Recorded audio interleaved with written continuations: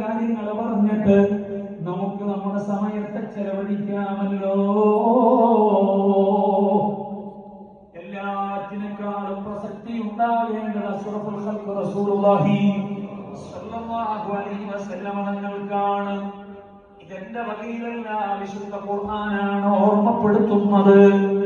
അല്ലാഹു ഖുർആനിലൂടെ പറയുകയാണ്, ഖുൽ ഇൻ കാന ആബാഉകും വഅബ്നാഉകും വഇഖ്വാനുകും വഅസ്വാജുകും വഅശീറതുകും വഅംവാലുൻ ഇഖ്തറഫ്തുമൂഹാ വതിജാറത്തുൻ തഖ്ശൗന കസാദഹാ വമസാകിന തർളൗനഹാ. മനുഷ്യനെന്ന വ്യക്തിയോട് ബന്ധപ്പെട്ട് കിടക്കുന്ന അയാളെ ഏറ്റവും കൂടുതൽ സ്നേഹിക്കാനും പരിഗണിക്കാനും സാധ്യതയുള്ള സർവ്വതിനെയും വിശുദ്ധ ഖുർആനിൽ ഈ സൂക്തത്തിൽ അല്ലാഹു കൊണ്ടുവന്നു. നമ്മുടെ ഉമ്മ ഉപ്പ നമ്മളെ ഏറ്റവും ഇഷ്ടപ്പെടാൻ സാധ്യതയുള്ള ആളുകളാണ്. അവർക്ക് വേണ്ടി എല്ലാം നമ്മൾ ചെയ്യും. നമ്മുടെ രക്തത്തിൽ പിറന്ന സഹോദരങ്ങൾ, അവരോട് നമുക്ക് വല്ലാത്ത ആത്മബന്ധം ഉണ്ടാകും. നമ്മുടെ ഭാര്യമാർ, ആ ഭാര്യമാരോട് നമുക്ക് മാനസികമായ വല്ലാത്ത അടുപ്പുണ്ടാകും. നമ്മുടെ കുടുംബങ്ങൾ, നമ്മുടെ പരിസരത്തുള്ളവർ, ഇവരോടൊക്കെ നമുക്ക് കൽബിയായ വലിയ ബന്ധം നമുക്ക് നിലനിർത്താൻ കഴിയും. ഇനി അത് മാത്രമല്ല,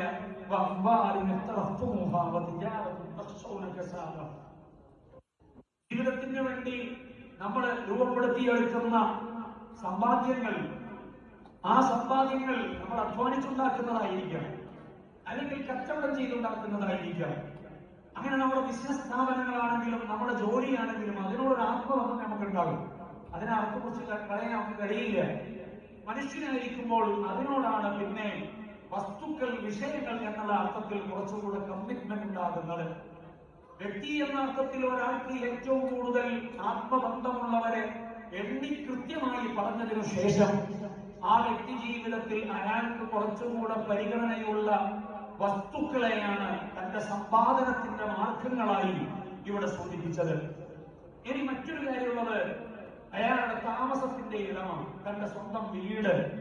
ആ വീട്, റൂം, ഇതിനോട് പ്രത്യേകമായ ഒരു ആത്മബന്ധം ഉണ്ടാകും. അതിനെ എല്ലാം എടുത്തു പറഞ്ഞിട്ട് ഒരു വ്യക്തിയുടെ ജീവിതത്തിൽ അവൻ ഏറ്റവും കൂടുതൽ പരിഗണിക്കേണ്ട സർവ്വതിനെയും എടുത്തു പറഞ്ഞിട്ട് അല്ലാഹു റബ്ബുൽ ഇസ്സത്ത് പറയാണ്. എന്താണ് പറയുന്നത്? അതേ, ഈ കാര്യങ്ങളെല്ലാം എടുത്തു പറഞ്ഞിട്ട് അഹബ്ബയിലൈക്കും മിനല്ലാഹി വറസൂലിഹി വജിഹാദിൻ ഫീ സബീലിഹി.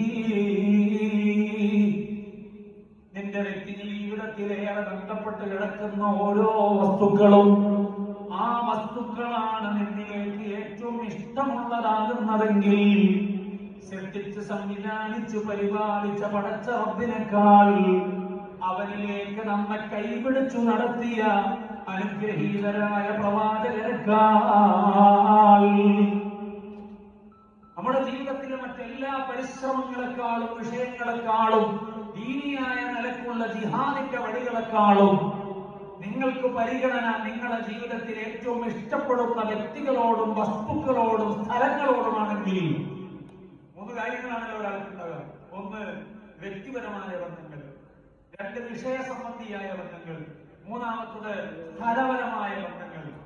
ഈ മൂന്ന് ബന്ധങ്ങളെയും എടുത്തു പറഞ്ഞിട്ട് അതാണ് തിരുനബി സല്ലല്ലാഹു അലൈഹി വസല്ലം തങ്ങളെക്കാൾ നിങ്ങൾക്ക് പരിഗണനയെങ്കിൽ, നിങ്ങൾക്ക് അതാണ് പരിഗണനയെങ്കിൽ അല്ലാഹു പറയുകയാണ്, ഫതറബ്ബസൂ ഹത്താ യഅതി അല്ലാഹു ബിഅംരി വല്ലാഹു ലാ യഹ്ദിൽ ഖൗമൽ ഫാസിഖീൻ. അവിടെ നിങ്ങൾ എന്താണ് പ്രതീക്ഷിക്കേണ്ടത്? നിങ്ങൾ അവിടെ പ്രതീക്ഷിക്കേണ്ടത് സന്തോഷമല്ല, സമാധാനമല്ല. നിങ്ങൾ പ്രതീക്ഷിക്കുക,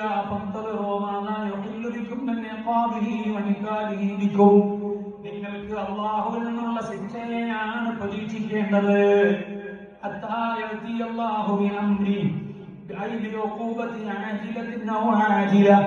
വളരെ പെട്ടെന്ന് അല്ലാഹുവിൽ നിന്നുള്ള ശിക്ഷ വരാനുള്ള സാധ്യതയാണ്, അല്ലാഹുവിൽ നിന്നുള്ള പരീക്ഷണം വരാനുള്ള സാധ്യതയാണ്. അല്ലെങ്കിൽ ആ ശിക്ഷയും കാര്യങ്ങളും സാവകാശമായിരിക്കാം. എന്തായാലും ജീവിതത്തിൽ തിരുനബി സല്ലല്ലാഹു അലൈഹി വസല്ലം തങ്ങളെക്കാൾ വ്യക്തിപരമായ തന്റെ പ്രധാനപ്പെട്ട വിഷയങ്ങൾ പരിഗണനയുമാകുന്നുവെങ്കിൽ, അതാണ് പ്രധാനമാകുന്നുവെങ്കിൽ, അവന് അല്ലാഹുവിന്റെ സവിധത്തിൽ നിന്ന് ശിക്ഷയാണ് പ്രതീക്ഷിക്കേണ്ടത്, പരീക്ഷണങ്ങളെയാണ് പ്രതീക്ഷിക്കേണ്ടത്. പരിശുദ്ധ ഖുർആനാണ് പറയുന്നത്. വിശ്വാസികളെ, നമുക്കതുകൊണ്ട് മുത്തുനബി സല്ലല്ലാഹു അലൈഹി വസല്ലം തങ്ങൾ ഏറ്റവും പ്രധാനമായി മാറണം, എല്ലാത്തിനേക്കാളും അപ്പുറമായി മാറണം. ഹബീബിന് വേണ്ടി എന്തും ത്യജിക്കാനുള്ള മനസ്സ് വേണം, സമർപ്പിക്കാനുള്ള മനസ്സ് വേണം. ആ മനസ്സിന്റെ ഭാഗമാണ് നിങ്ങൾ കണ്ടോ, സ്വഹാബാക്കൾ അഖിലവും ഈ ആശയത്തെ മനസ്സിൽ പേറിയിട്ടാണ് അവര് നിത്യമായി ഹബീബിന്റെ മുന്നിൽ പ്രയോഗിക്കുന്ന ഒരു പ്രയോഗമുണ്ട്. ഫിദാക ബി വ ഉമ്മി യാ റസൂലല്ലാഹ്. ഈ വാചകമൊന്ന് മനസ്സിൽ തറക്കണം. മഹാന്മാര് പറഞ്ഞ വാചകത്തിന്റെ കൂടെ നമ്മുടെ ശരീരത്തെയും ചേർത്തു വെച്ചുകൊണ്ടൊന്ന് ചെറിയ സംചാരം നമുക്കിവിടെ നടത്താവുന്നതാണ്. ഫിദാക ബി വ ഉമ്മി യാ റസൂലല്ലാഹ്. എന്റെ വാപ്പയും ഉമ്മയും അങ്ങേക്കു ദണ്ഡമാണ്, സമർപ്പണമാണ്. ഓ തിരുദൂതരേ, ഹബീബുണ്ടെന്ന് സങ്കല്പിക്കാമോ നിങ്ങൾക്ക്? ഈ സദസ്സിൽ ഹബീബുണ്ടെന്ന് സങ്കല്പിക്കാമോ? അവിടുത്തെ സാന്നിധ്യമുണ്ടെന്ന് സങ്കല്പിക്കാമോ? അങ്ങനെ സങ്കല്പിക്കാമെങ്കിൽ അല്ല, ഈ സദസ്സിലേക്ക് ലോകത്തിന്റെ നായകനൊന്ന് കടന്നു വരുന്നു എന്ന് നിങ്ങൾക്ക് ആലോചിക്കാമോ? നിങ്ങൾക്കൊന്ന് ചിന്തിക്കാമോ? ആ നിലയ്ക്ക് ഈ സദസ്സിലേക്ക് വരുന്നു എന്ന ചിന്ത വരുമ്പോൾ നിങ്ങളെ അതിനുവേണ്ടിയുള്ള മാനസിക പ്രതികരണം എന്തായിരിക്കും? ഞാൻ ഇങ്ങനെയാണോ ഇരിക്കേണ്ടത്? ഞാൻ ഈ വിധത്തിലാണോ പ്രതികരിക്കേണ്ടത്? ഈ സദസ് ഇങ്ങനെയാണോ ആകേണ്ടത്? ഞാൻ ഏതു വിധത്തിലാണ് മുത്തുനബിയെ സ്വീകരിക്കേണ്ടത്? ഏതു തലത്തിലാണ് ഞാൻ ഈ സദസ്സിൽ പ്രതികരിക്കേണ്ടത്? ആശങ്കയിലാണ്, എങ്ങനെയാണെന്ന നിശ്ചയമില്ലാത്ത അവസ്ഥയിലാണ്. എന്റെ മുന്നിലേക്ക് വരുമ്പോൾ ഹബീബിന് വേണ്ടി ഒരുക്കേണ്ടത് എന്തൊക്കെയാണ്? എന്റെ കയ്യിൽ പിടിക്കുന്ന മൊബൈലിൽ നിന്ന് ചില കാര്യങ്ങൾ ഞാൻ ഡിലീറ്റ് ചെയ്തു കളയേണ്ടതുണ്ടോ? ചിലതിനെ മാറ്റിയിട്ട് വേറെ ചിലതിനെ ഞാൻ സ്റ്റോർ ചെയ്യേണ്ടതുണ്ടോ? ഹൃദയാന്തരങ്ങളിൽ ഞാൻ ചേർത്തു വെച്ച കാര്യങ്ങളിൽ ചിലതൊന്ന് ഡിലീറ്റ് ചെയ്യേണ്ടതുണ്ടോ? അതുമായി എന്നെ ഹബീബിനെ സ്വീകരിക്കാൻ എനിക്ക് പറ്റുമോ? എനിക്ക് അവിടുത്തോട് സാന്നിധ്യം അറിയിക്കാൻ പറ്റുമോ? ഇങ്ങനെ ആലോചിച്ചു നോക്കൂ നിങ്ങള്. അങ്ങനെ ആലോചിക്കുമ്പോൾ നമുക്ക് ബോധ്യമാകുന്നത് എന്റെ ഹൃദയത്തിൽ നിന്ന് ചിലത് പിഴുതു മാറ്റണമെന്നാണ്. എന്റെ കയ്യിലുള്ള മൊബൈലിൽ നിന്ന് എന്തൊക്കെയോ ഞാൻ എവിടെയോ ഒളിപ്പിച്ചു വെക്കണമെന്നാണ്. എന്റെ ഹബീബ് വരുമ്പോൾ അതവിടെ കാണാൻ പറ്റില്ല. എന്റെ പ്രൈവറ്റ് റൂമിലെ മേശക്ക് പുറത്തുള്ള ചില കാര്യങ്ങൾ എടുത്തു വെക്കണമെന്നാണ്, മാറ്റിവെക്കണമെന്നാണ്. ഇതാണ് നമുക്ക് തോന്നുന്നത്. അതല്ല, എനിക്കൊന്നും മാറ്റിവെക്കേണ്ടതില്ല, എനിക്ക് സ്വസ്ഥമായി സ്വതന്ത്രമായി സ്വീകരിക്കാൻ പറ്റുന്ന പരുവത്തിലാണ്. എന്റെ ഹൃദയം അങ്ങനെയാണ്, എന്റെ റൂം അങ്ങനെയാണ്, എന്റെ സാന്നിധ്യം അങ്ങനെയാണ്.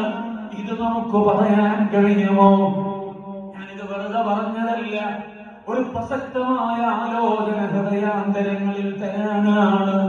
പാപിയായ റാഷിദ്, ഒന്നിനും കൊള്ളാത്ത എനിക്ക് ഈ സദസ്സ് പിരിയുമ്പോഴേക്ക് ഒരനക്കം ആത്മീയമായ വളർച്ച ആഗ്രഹമുണ്ട്. അത് സാധിക്കാനാണ്. ഇന്നലെയുള്ളതിൽ നിന്നൊരു മഹബത്തിന്റെ വർധനവ് എനിക്ക് താല്പര്യമുണ്ട്. അതൊന്ന് ലഭിക്കാനാണ് ഞാൻ ഇവിടെ സംസാരിക്കുന്നത്. നിങ്ങൾക്ക് കുറെ വിവരങ്ങൾ കൈമാറാനല്ല, ഒരുപാട് സംഭവങ്ങൾ പറയാനല്ല. പ്രവാചകരുടെ പ്രകീർത്തന വഴിയിൽ അത്രയൊന്നും വിശാലമായി പറയാൻ ഞാൻ പ്രാപ്തിയുള്ളവനല്ല. ഞാൻ നിസ്സാരനാണ്, എന്റെ വിവരം പരിമിതമാണ്. കാരണമാണ് നേതാവിനെ അറിയാൻ നമുക്ക് കഴിയില്ല, നമ്മൾ അറിഞ്ഞിട്ടില്ല, നമ്മൾ മനസ്സിലാക്കിയിട്ടില്ല. ആ ഹബീബിനെ വരദിനെ കുറിച്ച് ആലോചിക്കുമ്പോൾ എങ്ങനെയാണ് ആ മുത്തുനബിയോട് പ്രതികരിക്കേണ്ടതെന്ന് പോലും അറിയാത്ത വിവരദോഷിയാണ്, ജാഹിലാണോ ഞാൻ? എനിക്കൊന്നു മാത്രമല്ലല്ലോ, ലോകത്താർക്കെങ്കിലും ആ പൊൻപ്രഭയെ മനസ്സിലാക്കാൻ പറ്റിയിട്ടുണ്ടോ? കൃത്യമായി തിരിച്ചറിഞ്ഞിട്ടുണ്ടോ? വ്യക്തമായ ബോധ്യങ്ങളുണ്ടോ? മുത്തുനബിയോട് ചേർന്ന് ജീവിച്ച് മാറിടത്തിൽ ഒട്ടിപ്പിടിച്ച് കിടന്ന മഹദിയാണ് സയ്യിദത്തുനാ ബീവി ഖദീജത്തുൽ കുബ്റാ റളിയല്ലാഹു അൻഹാ. മനഃപൂർവ്വമാണ് ആ പേര് ഞാൻ ഈ സദസ്സിൽ പറയുന്നത്. ഈ ഓഡിറ്റോറിയത്തിൽ നിന്നിട്ട് നഗര മദീനയുടെ സഞ്ചാരത്തിലേക്ക് പോകുമ്പോൾ ഹുജറത്തു ശരീഫയുടെ പരിസരത്തൊന്നണയണമെന്ന് കൊതിക്കുമ്പോൾ പോകാൻ പറ്റിയ മനസ്സെനിക്കില്ല, ഞാൻ അതിന് യോഗ്യനല്ല. യോഗ്യരായ ചില ആളുകളെയൊന്ന് മുന്നിൽ നിർത്തിയിട്ട് അവരെ പിന്നാലെയൊന്ന് മെല്ലെ നടന്ന് നോക്കിയാലോ? അതാഗ്രഹിച്ചിട്ടാണ് നമ്പർ 1 പേഴ്സണായി ബീവി ഖദീജത്തുൽ കുബ്റാ റളിയല്ലാഹു അൻഹയെ ഓർമ്മിക്കുന്നത്. മുത്തുനബിക്ക് വേണ്ടി എല്ലാം കൊടുത്തവർ ഫിദാക ബിഹി വ ഉമ്മി യാ റസൂലല്ലാഹ്. ഈ വാചകത്തെ എത്രമേൽ ബൃഹത്തായിട്ടാണ് ആ മഹദി അർപ്പിച്ചതെന്നറിയുമോ? ഒറ്റ ഉദാഹരണം പറയാം. അതേ, ആ മഹദി വിവാഹാലോചന നടത്തുകയാണ്. പ്രമാണിയാണ്, പ്രസക്തയാണ്, പലരും ആഗ്രഹിച്ച പെണ്ണാണ്. അറബ് ലോകത്തെ പ്രധാനികൾ പറഞ്ഞു, പാപ്പയില്ലാതെ ജീവിച്ചു വളർന്ന, ജീവിതത്തിലൊരു വഴിയില്ലാത്ത ഈ സാധുവായ മുഹമ്മദിനെ ഭർത്താവായി സ്വീകരിക്കണം എന്ന് ചോദിച്ചു. ഞങ്ങൾ എത്ര ആളുണ്ട് ഇവിടെ എന്ന് ചോദിച്ചു. പലരും അങ്ങനെ അഭിപ്രായപ്പെട്ടു. അപ്പൊ ഖദീജ ബീവി റളിയല്ലാഹു അൻഹ അതിൽ ആ സന്ദർഭത്തിൽ എന്താണ് ആലോചിച്ചത്? ഇവർക്ക് ആകെ ഒരു പ്രശ്നമേ ഉള്ളൂ. അതെന്താണ്? എന്നെ ഞാൻ സെലക്ട് ചെയ്യുന്ന ഭർത്താവിന് സാമ്പത്തികമായി ശേഷിയില്ല എന്നതല്ലേ. മഹദീവർകൾ അവിടെ ആലോചിച്ച കാര്യം എന്താണെന്നറിയോ? അവിടെ ആലോചിച്ചു. അവിടെ എന്ത് ചെയ്തു? മക്കയിലെ പ്രമാണികന്മാരെ മുഴുവൻ വിളിച്ചുകൂട്ടി. എല്ലാവരെയും സൽക്കാരത്തിന് വേണ്ടി വിളിച്ചു ചേർത്തു. വിളിച്ചു ചേർത്തിട്ട് ആ പ്രമാണികാരുടെ മുഴുവനും മുമ്പിൽ നിന്നുകൊണ്ട് ബീവി ഖദീജത്തുൽ കുബ്റാ റളിയല്ലാഹു അൻഹ പറയുകയാണ്, യാ മഅ്ശറ ഖുറൈശ്, ഖുറൈശികളെ, ഞാൻ സ്വീകരിക്കാനിരിക്കുന്ന എന്റെ ഭർത്താവിന് നിങ്ങൾക്കുണ്ട കുറവ് സാമ്പത്തികമായ ശേഷിക്കുറവാണ്. എന്നാൽ ഞാൻ ഇന്നൊരു കാര്യം പ്രഖ്യാപിക്കുകയാണ്. ആ കാര്യം എന്താ അറിയോ? ഈ മക്കയിൽ ഏറ്റവും വലിയ സാമ്പത്തിക ശേഷിയുള്ള മണ്ണാണ് ഞാൻ. അങ്ങനെയുള്ള എന്റെ സാമ്പത്തികമായ നിലക്കുള്ള എന്തെല്ലാം ആസ്തികളുണ്ടോ ആ ആസ്തികളെ മുഴുവനും ഇന്നത്തെ ദിവസം മുതലുള്ള അതിന്റെ യഥാർത്ഥ മാലിക്, അതിന്റെ യഥാർത്ഥ മുതലാളി, അതിന്റെ യഥാർത്ഥത്തിലുള്ള അവകാശി അത് ഇന്നു മുതൽ ആരാണെന്ന് ചോദിച്ചാൽ സാക്ഷാൽ മുഹമ്മദ് റസൂലുള്ളാഹി സ്വല്ലല്ലാഹു അലൈഹി വസല്ലം തങ്ങളാണ്. എന്റെ എല്ലാ സമ്പാദ്യത്തിന്റെയും പൂർണ്ണ അവകാശം മുഹമ്മദ് സ്വല്ലല്ലാഹു അലൈഹി വസല്ലം തങ്ങൾക്ക് ഞാൻ കൊടുത്തിരിക്കുന്നു. പരാതി തീർന്നോ? ഇനി ഞാൻ പരാതി പറയണ്ടല്ലോ. ഇത് പാവപ്പെട്ടയാളാണ് എന്ന് പറയേണ്ടതില്ലല്ലോ. സഹോദരങ്ങളെ, എത്രമാത്രം വലിയ സമർപ്പണമാണ്! ജീവിതത്തിൽ ഉണ്ടായിരുന്ന സർവ്വ സമ്പാദ്യങ്ങളെയും ഒരാശങ്കയില്ല, ഒരു പ്രയാസമില്ല, ഒരു അസ്വസ്ഥതയില്ല, ഒരു കാൽക്കുലേഷൻ നടത്തുന്നില്ല, നാളെ എന്ത് എന്ന ആലോചനയില്ല, എന്നെ ഉപേക്ഷിക്കുമോ എന്ന ചിന്തയില്ല. ഇതൊന്നുമില്ലാതെ ഒറ്റയെടുത്ത് തീരുമാനിച്ചു പറയാൻ ഇതിന്റെ അവകാശം ഞാൻ തൽക്കാലം കൊണ്ടൊക്കെ മുമ്പർക്ക് കൊടുത്തോളും എന്നല്ല. അങ്ങനെയല്ല. അത് ഹബീബായ റസൂലുള്ളാഹി സ്വല്ലല്ലാഹു അലൈഹി വസല്ലം തങ്ങളോടുള്ള അദബിന് പറ്റിയതല്ല. അല്ലാഹു അങ്ങനെയുമല്ല ഹബീബിനെ യഥാർത്ഥത്തിൽ ഭൂമി ലോകത്ത് ജീവിപ്പിക്കുന്നത്. അതുകൊണ്ട് അവകാശത്തോടെ ഉപയോഗിക്കാൻ പറ്റുന്ന വിധത്തിൽ ഹബീബായ അഷ്റഫുൽ ഖൽഖ് റസൂലുള്ളാഹി സ്വല്ലല്ലാഹു അലൈഹി വസല്ലം തങ്ങൾക്ക് തന്റെ പ്രിയ പത്നി ഖദീജ ബീവി റളിയല്ലാഹു അൻഹ എല്ലാം അങ്ങ് തീർത്തെഴുതി കൊടുക്കുകയാണ്. അതുകൊണ്ടാണ് ലോകത്തിന്റെ നേതാവ് പറഞ്ഞത്, ഇസ്ലാമിക ദഅവത്തിന്റെ വഴിയിൽ ഖദീജ ബീവിയുടെ ധനം ഉപയോഗപ്പെട്ടയത്ര ലോകത്തൊരാളുടെ ധനവും ഉപയോഗപ്പെട്ടിട്ടില്ല. ലോകത്തൊരാളുടെ ധനം ഉപയോഗപ്പെട്ടിട്ടില്ല. കാരണം ഒന്നുമില്ലാത്ത ഒരു പരിതസ്ഥിതിയിൽ നിൽക്കുന്ന സന്ദർഭത്തിൽ അല്ലാഹു ഹബീബിന് വേണ്ടി ഒരുക്കുന്ന സംരക്ഷണത്തിന്റെ സുരക്ഷിതത്വത്തിന്റെ ഇടങ്ങളാണ്. അല്ലാഹു എവിടെയും വെറുതെയാക്കിയിട്ടില്ല, എവിടെയും കൈയൊഴിക്കുന്നില്ല. സ്നേഹപൂർവമായ ഇടപെടലുകളാ, സന്തോഷപൂർവമായ കൈമാറ്റങ്ങളാ സഹോദരങ്ങളെ. അപ്പൊ ഖദീജ ബിബി റളിയല്ലാഹു അൻഹാ ഹബീബായ അഷ്റഫുൽ ഖൽഖ് റസൂലുള്ളാഹി സ്വല്ലല്ലാഹു അലൈഹി വസല്ലം തങ്ങളോടുള്ള ഖദീജ ബിബി റളിയല്ലാഹു അൻഹയുടെ സമർപ്പണത്തിന്റെ ഒരു എക്സാമ്പിൾ ആണ്. എല്ലാത്തിനെയും സമർപ്പിക്കുകയാണ്. ഇപ്പൊ ഖദീജ ബിബി മാത്രമേ ഉള്ളൂ, അവളുടെ ശരീരം മാത്രമേ ഉള്ളൂ, ഒന്നുമില്ല. നമ്മൾ ആലോചിക്കണം, നമ്മുടെയൊക്കെ മനോഭാവം എന്താണ്? ചിന്തിച്ചാൽ മതി. ഞാൻ പറയണില്ല. മുത്തുനബി സല്ലല്ലാഹു അലൈഹി വസല്ലം പ്രോഗ്രാം ഉണ്ട്. നിങ്ങൾ 2000 ദിർഹംസ് തന്നാൽ, അയ്യോ 2000 നിങ്ങൾ 1000 ദിർഹംസ് തരണം, ഒരു 500 ദിർഹം തരണം. അപ്പൊ നമ്മുടെ മനസ്സിൽ ഇങ്ങനെ ആലോചനകളാണ്. ഒരു മാസത്തെ കാൽക്കുലേഷൻ ഇങ്ങനെ വരിക. എന്താകും? എന്റെ സാലറി ഇത്രയാണ്, 5000 ആണ്. അപ്പൊ ഇത് കൊടുത്താൽ ബാക്കി എന്താകും? ഇങ്ങനെ ആലോചിച്ച് നമ്മള് അതിൽ നിന്നിങ്ങനെ ഒരു 100 ദിർഹംസ് അല്ലെങ്കിൽ 200 എത്രയൊക്കെയാണ് എനിക്ക് ചുരുക്കാൻ പറ്റുക എന്നാണ് നമ്മൾ ആലോചിക്കുക. എന്നാൽ ഇഷ്കുള്ളവർ, മഹബത്തുള്ളവർ, സമർപ്പണമുള്ളവർ എന്ന് അക്ഷരാർത്ഥത്തിൽ പറയുന്നവർ, അവർക്ക് മറ്റൊരു ആലോചനയില്ല. എന്റെ ഹബീബ, ആ ഹബീബിന് വേണ്ടി എന്ത് കൊടുത്താലും എനിക്ക് നഷ്ടാവൂല, എനിക്ക് വെറുതെ ആകൂല. അതുകൊണ്ട് ഞാൻ എല്ലാം കൊടുക്കുകയാണ്. ഖദീജ ബീവി റളിയല്ലാഹു അൻഹാ അങ്ങനെയാ പ്രതികരിച്ചത്. സഹോദരങ്ങളെ, അല്ലാഹുവിന്റെ ഹബീബിനോടുള്ള ഇഷ്ടപ്രകടനത്തിന്റെ അനുഭവങ്ങളാണ്. എല്ലാം അവിടത്തേക്ക് കൊടുക്കുകയാണ് അവകാശമായിട്ട്. അങ്ങനെ മുത്തുനബിയോട് ചേർന്നു നിന്ന മഹദിയാണ്. ആ മഹദിയോട് നിങ്ങൾ ചോദിച്ചു നോക്കൂ, ഹബീബായ അഷ്റഫുൽ ഖൽഖ് റസൂലുള്ളാഹി സ്വല്ലല്ലാഹു അലൈഹി വസല്ലം തങ്ങളെ നിങ്ങൾക്ക് കൃത്യമായി പൂർണ്ണാർത്ഥത്തിൽ അറിയുമോ എന്ന് ചോദിച്ചാൽ ഖദീജ ബീവി റളിയല്ലാഹു അൻഹ പറയും, ലാ, എനിക്കറിയില്ല. ഇനി നിങ്ങൾ വരുമോ? മദീനയിലേക്കുള്ള സഞ്ചാരവഴിയിൽ രണ്ടാമത്തെ വ്യക്തിത്വമാരാണ്?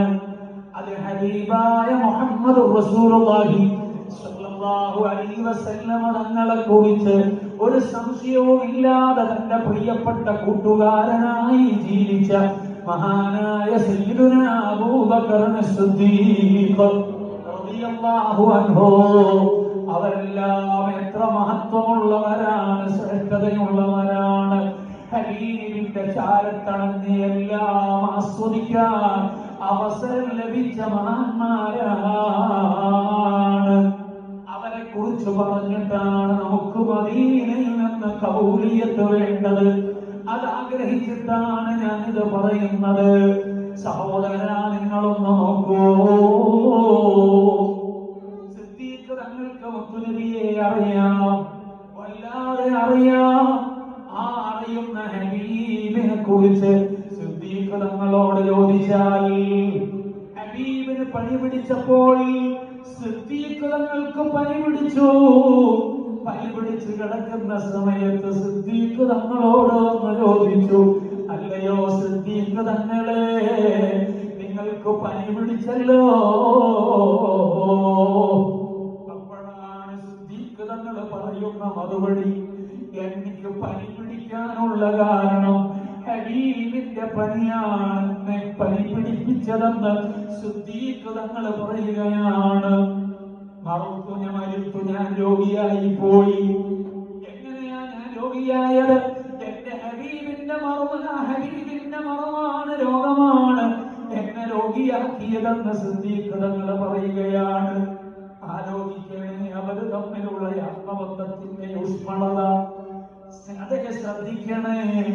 അവര് തമ്മിലുള്ള സ്നേഹത്തിന്റെ ഇടപെടലുകൾ ഹബീബിന് ക്ഷീണമാകുമ്പോഴേ ഇപ്പുറത്ത് നിന്ന് ക്ഷീണമാകുകയാണ്. പനിക്കുമ്പോഴേക്ക് പുറത്തുനിന്ന് പനിച്ചു പോവുകയാണ്.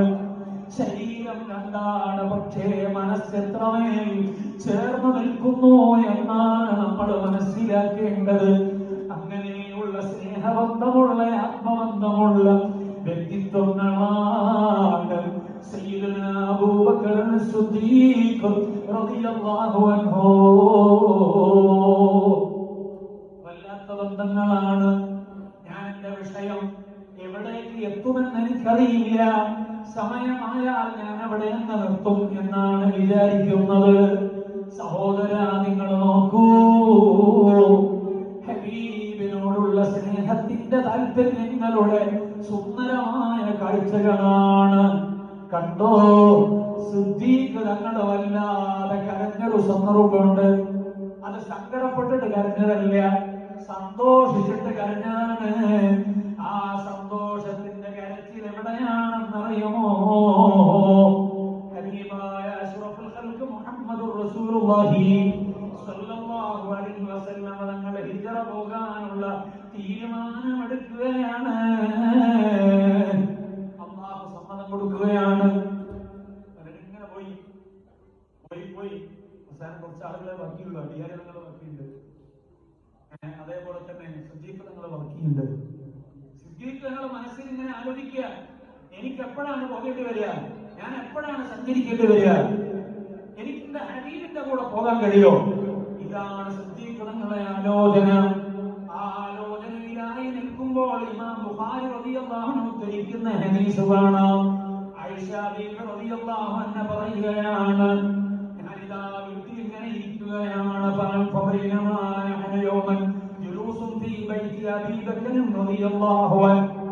സിദ്ദീഖ് തങ്ങളുടെ വാപ്പയോടൊപ്പം പൊന്നമോട് ഇങ്ങനെ ഇരിക്കുന്ന സന്ദർഭമാണ്. ആ സന്ദർഭത്തിലാണ് അതാ സിദ്ദീഖ് തങ്ങളോട് ഒരാൾ വന്ന് പറയുകയാണ്, അതാ റസൂലുള്ളാഹി സ്വല്ലല്ലാഹു അലൈഹി വസല്ലം, ഇതാ റസൂലുള്ളാഹി സ്വല്ലല്ലാഹു അലൈഹി വസല്ലം തങ്ങൾ അങ്ങയെ അന്വേഷിക്കുകയാണ്, വരികയാണ്. ഫഖാല അബൂബക്കർ, ആ സമയത്തുടനെ സിദ്ദീഖ് തങ്ങൾ പറയാണ്, ഫിദാഅൻ ലഹു അബീ വ ഉമ്മീ, എന്റെ വാപ്പയും എന്റെ ഉമ്മയും അവിടുത്തേക്ക് സമർപ്പണമാണ് എന്ന് പറഞ്ഞിട്ട് എന്തിനാണാവോ ആ ഹബീബായ റസൂലുള്ളാഹി സ്വല്ലല്ലാഹു അലൈഹി വസല്ലം തങ്ങൾ വരുന്നത്? ഈ ആകാംക്ഷയിൽ പ്രവാചകരെ സ്വീകരിക്കാൻ വേണ്ടി നിൽക്കുകയാണ്.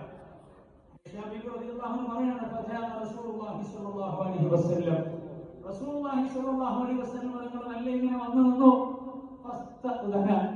വന്നിട്ട് സമ്മതം ചോദിക്കുകയാണ്. ആരോട്? സ്വശരീരം പോലും പ്രവാചകരുടെ മുന്നിൽ പ്രസക്തിയോടെ കാണാത്ത മുത്തുനബിയുടെ സഹധർമ്മിണിയുടെ പിതാവാണ്. ആ പിതാവിന്റെ മുന്നിലാണ് സമ്മതം ചോദിക്കുന്നത്.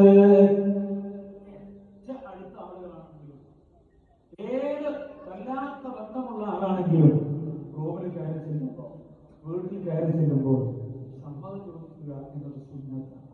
അങ്ങനെ ചോദിച്ചിട്ടേ കയറി ചെല്ലാൻ പാടുള്ളൂ എന്നതാണ് വിശ്വാസികൾക്ക് പഠിക്കേണ്ട പാഠം. സിദ്ദീഖ് തങ്ങളോട് സമ്മതം ചോദിക്കാതെ ആധികാരികമായിട്ട് തന്നെ കയറി പോകാൻ പറ്റൂലേ? അഷ്റഫുൽ ഖൽഖ് റസൂലുള്ളാഹി സ്വല്ലല്ലാഹു അലൈഹി വസല്ലം നിങ്ങൾക്ക് പറ്റും, ഒരു പരാതി ഉണ്ടാവില്ല. ആ നിലക്ക് അധികാരമുണ്ട്, സ്വാതന്ത്ര്യമുണ്ട്. പക്ഷേ അവിടെ തന്നെ ചെയ്തില്ല. ചില ആളുകളുണ്ട്, ഒരു ലൈസൻസും ഇല്ലാതെ റൂമുകളിൽ അങ്ങോട്ടും ഇങ്ങോട്ടും നിയന്ത്രണമില്ലാതെ കയറി പോകുന്ന ആളുകൾ. അത് ശരിയല്ല. ഇസ്ലാമികമായി നമ്മൾ പാലിക്കേണ്ടത് മറ്റൊരാളുടെ റൂമിലേക്ക്, അല്ലെങ്കിൽ മറ്റൊരാളുടെ ചേംബറിലേക്ക്, മറ്റൊരാളുടെ വീട്ടിലേക്ക് കയറി ചെല്ലാൻ ഒന്ന് സാങ്ഷൻ ചോദിക്കണം, സമ്മതം ചോദിക്കണം.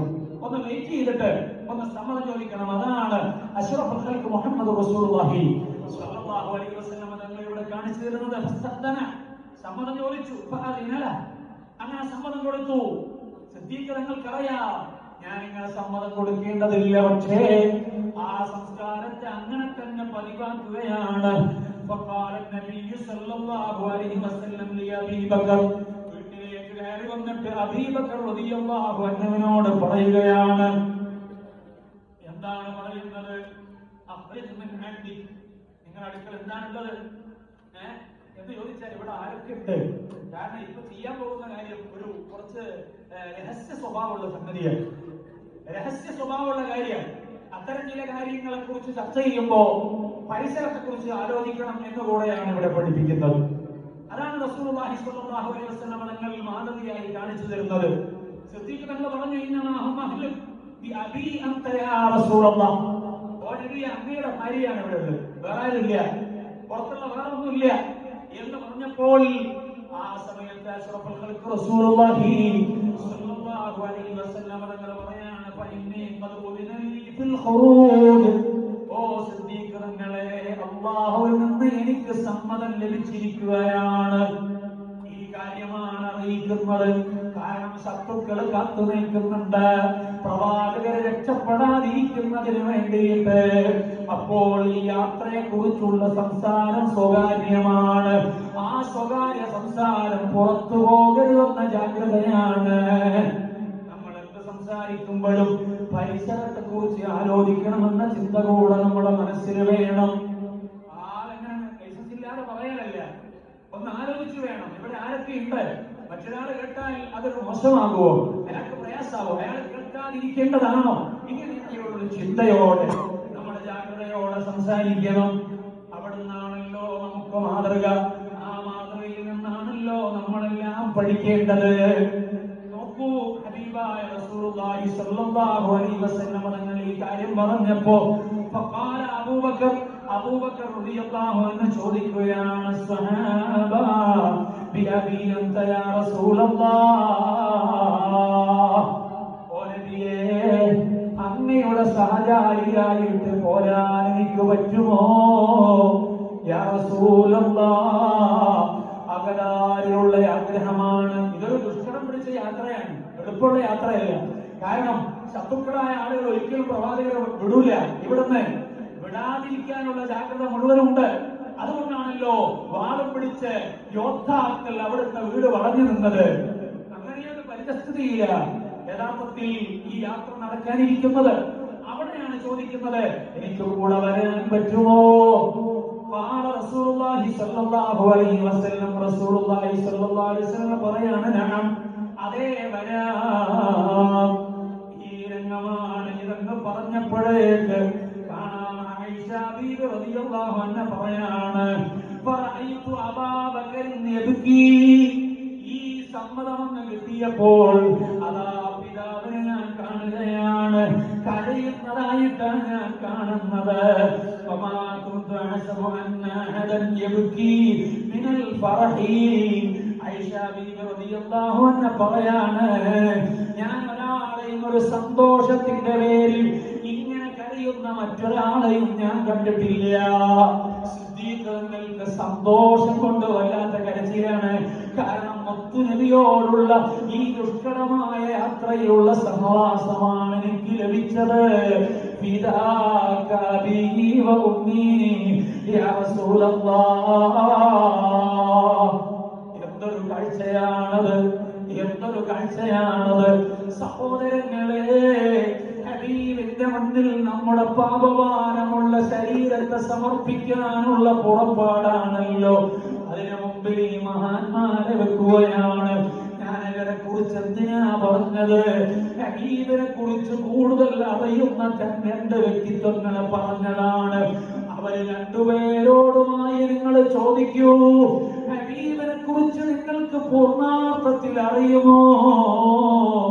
സിദ്ദീഖ് തങ്ങൾ പറയും, അറിയൂല, എനിക്ക് അറിയൂല എന്നേ അവിടുന്ന് പറയൂ. അതുകൊണ്ടാണ് മുഹമ്മദുൽ റസൂൽ റളിയല്ലാഹു അൻഹു പാടിയത്, അതേ ഫകൈഫ യുദ്രികു ഫി ദുനിയാ ഹഖീഖതഹു ഖൗമുൻ മുൻതസിൽ ലൗ അൻഹു ബിൽ ഹുലൂമി. സല്ല മദീനത്തേക്ക് ഒരു സ്വലാത്ത് മൗലായ.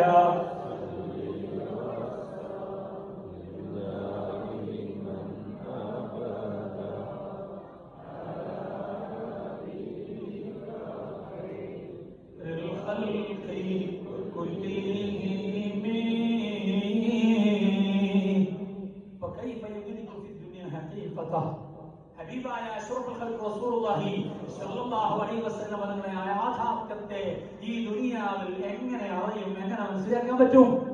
കഴിയൂല. കാരണം എന്താണ്? അല്ലാഹു തിരുനബി സ്വല്ലല്ലാഹു അലൈഹി വസല്ലം തങ്ങളും തമ്മിലുള്ള ഇടപെടലുകൾ അത് ലോകത്ത് അറിയാത്ത എത്രയോ അത്ഭുതങ്ങളുണ്ട്, കാര്യങ്ങളുണ്ട്. അതുകൊണ്ട് തന്നെ പൂർണ്ണാർത്ഥത്തിൽ യാഥാർത്ഥ്യങ്ങളെ അറിയാനുള്ള ഒരു വഴിയില്ല. അതുകൊണ്ട് ആർക്ക് എങ്ങനെ അറിയാൻ പറ്റും? പിന്നെ എന്താണ് നമുക്കറിയുന്നത്? നമ്മുടെ ചില കാര്യങ്ങൾ സ്വപ്നത്തിൽ ഇങ്ങനെ കണ്ടുപോകാറുണ്ട്. അത്തരം ചില കാഴ്ചകൾ, പരിമിതമായ ചില അറിവുകൾ, ആ അറിവുകൾ മാത്രമാണ് നമുക്ക് ലഭിക്കുന്നത്. ആ അറിവിൽ നിന്ന് മാത്രമാണ് നമുക്ക് പറയാൻ പറ്റുന്നത്. സഹോദരങ്ങളെ, ആ വിശാലമായി കിടക്കുന്ന ലോകത്തിന്റെ നേതാവിന്റെ ശ്രേഷ്ഠമായ വിചാരങ്ങളിൽ നിന്ന് ചിലത് നമ്മൾ ഇങ്ങനെ പറഞ്ഞു പോകുമ്പോ ഹബീബായ അഷ്റഫുൽ ഖൽഖ് റസൂലുള്ളാഹി സ്വല്ലല്ലാഹു അലൈഹി വസല്ലം തങ്ങളെ ആഗ്രഹിച്ചും അനുഭവിച്ചും സായുജ്യമടയാൻ ചിന്തിക്കുന്നവർ അവരേതൊക്കെ വിധത്തിലാണ് പ്രതികരിക്കുന്നത്, ഏതൊക്കെ രൂപത്തിലാണ് പ്രവർത്തിക്കുന്നത്, ആ പ്രവർത്തന വഴിയിലാണ് പരിധിയില്ലാത്ത സ്നേഹപ്രകടനത്തിന്റെ ലോകത്തെ നമുക്ക് കാണാൻ കഴിയുന്നത്. ആ കാഴ്ചയിൽപ്പെട്ടതാണ് മണൽത്തിരിയെടുത്ത് കയ്യിൽ പിടിച്ച് ചുംബിച്ചത്. അകലങ്ങളിൽ നിന്ന് ഹബീബിനോട് എങ്ങനെ ആത്മബന്ധം സ്ഥാപിക്കാമെന്ന ആലോചന മനസ്സിൽ വന്നത്. ഹബീബായ അഷ്റഫുൽ ഖൽഖ് റസൂലുള്ളാഹി സ്വല്ലല്ലാഹു അലൈഹി വസല്ലം തങ്ങളോടുള്ള ബന്ധത്തിന് എന്ത് വേണമെങ്കിലും ചെയ്യാമെന്ന വികാരത്തിലേക്ക് വിശ്വാസികൾ മാറുന്നത്. അങ്ങനെ മാറുമ്പോഴാണ് ഹബീബിന്റെ സാന്നിധ്യം അനുഭവിക്കുമ്പോൾ എന്റെ മനസ്സിങ്ങനെയാണോ, എന്റെ ഭൂമി വിധത്തിലാണോ, എന്റെ പരിസരങ്ങൾ ഇങ്ങനെയാണോ ആകേണ്ടതെന്ന ചിന്ത നമ്മുടെ മനസ്സിലേക്ക് വരുന്നത് വരേണ്ടത്. മാറ്റത്തിന് വേണ്ടി ആലോചിച്ചുകൊണ്ടാണ് ഹബീബിനെ കുറിച്ച് കേൾക്കേണ്ടത്.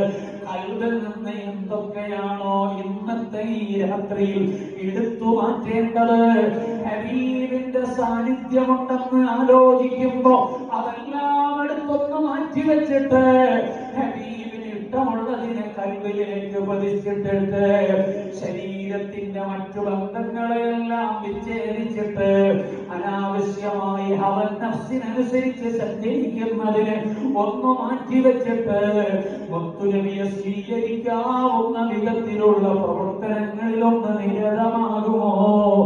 അങ്ങനെയൊന്ന് പ്രതിജ്ഞയെടുക്കുമോ?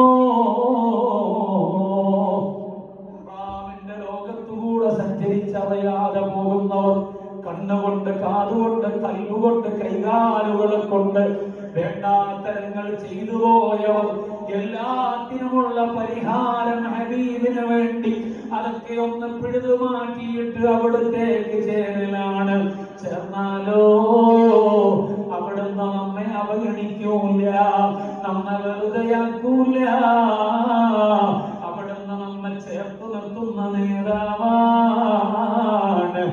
സഇലോ ദാമൻ സഹിക്കാതാമലോ കുछ न कुछ नाम हो ही जाएगा. യാചിക്കുന്നവനെ, ആവലാതിപ്പെടുന്നവനെ, സങ്കടപ്പെടുന്നവനെ മദീനയുടെ ഇടവഴികളിലൂടെ സഞ്ചരിക്കുമോ?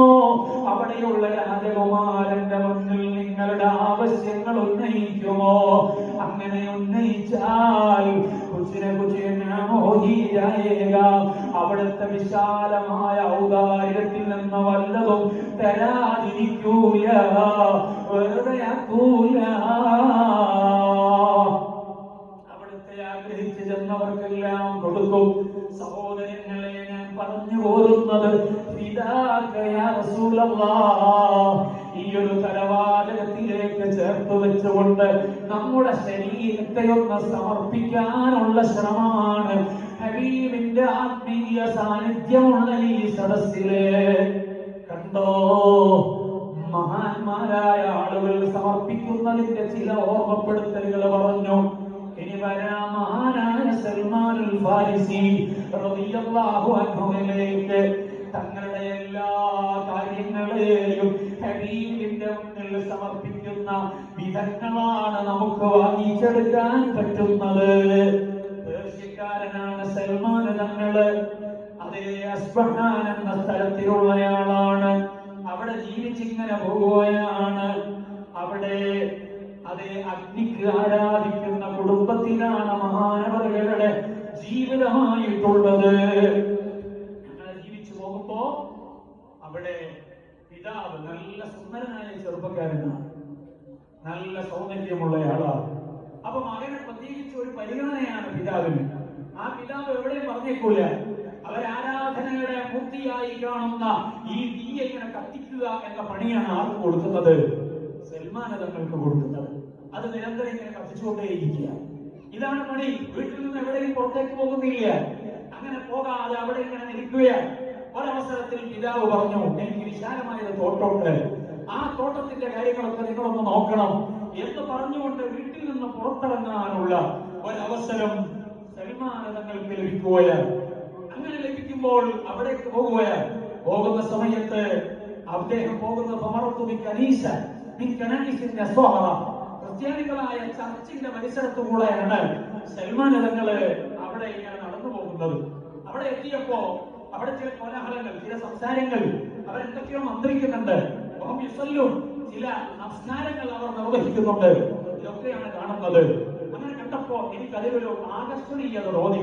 അങ്ങനെ ആകർഷണീയത തോന്നിയപ്പോ ഞാൻ മെല്ലെ എന്ത് ചെയ്തു? മെല്ലെ ഞാൻ അവിടെ ചെന്ന് കാര്യങ്ങൾ മനസ്സിലാക്കാൻ വേണ്ടി ശ്രമിച്ചു.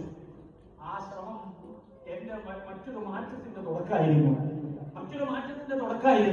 അങ്ങനെ വീട്ടിൽ നിന്ന് വാപ്പയോടെ നല്ല സമ്മതം വാങ്ങിയിട്ട് ഞാൻ എവിടേക്ക് പോകും?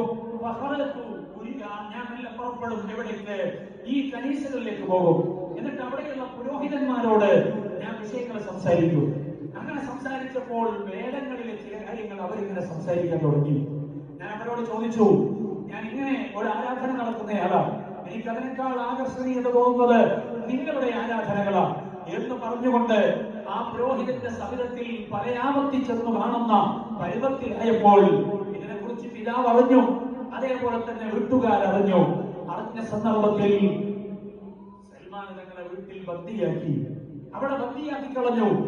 ആ കാലിന് ചങ്ങലയിട്ട് വീട്ടിൽ ഇരുത്തി കളഞ്ഞു.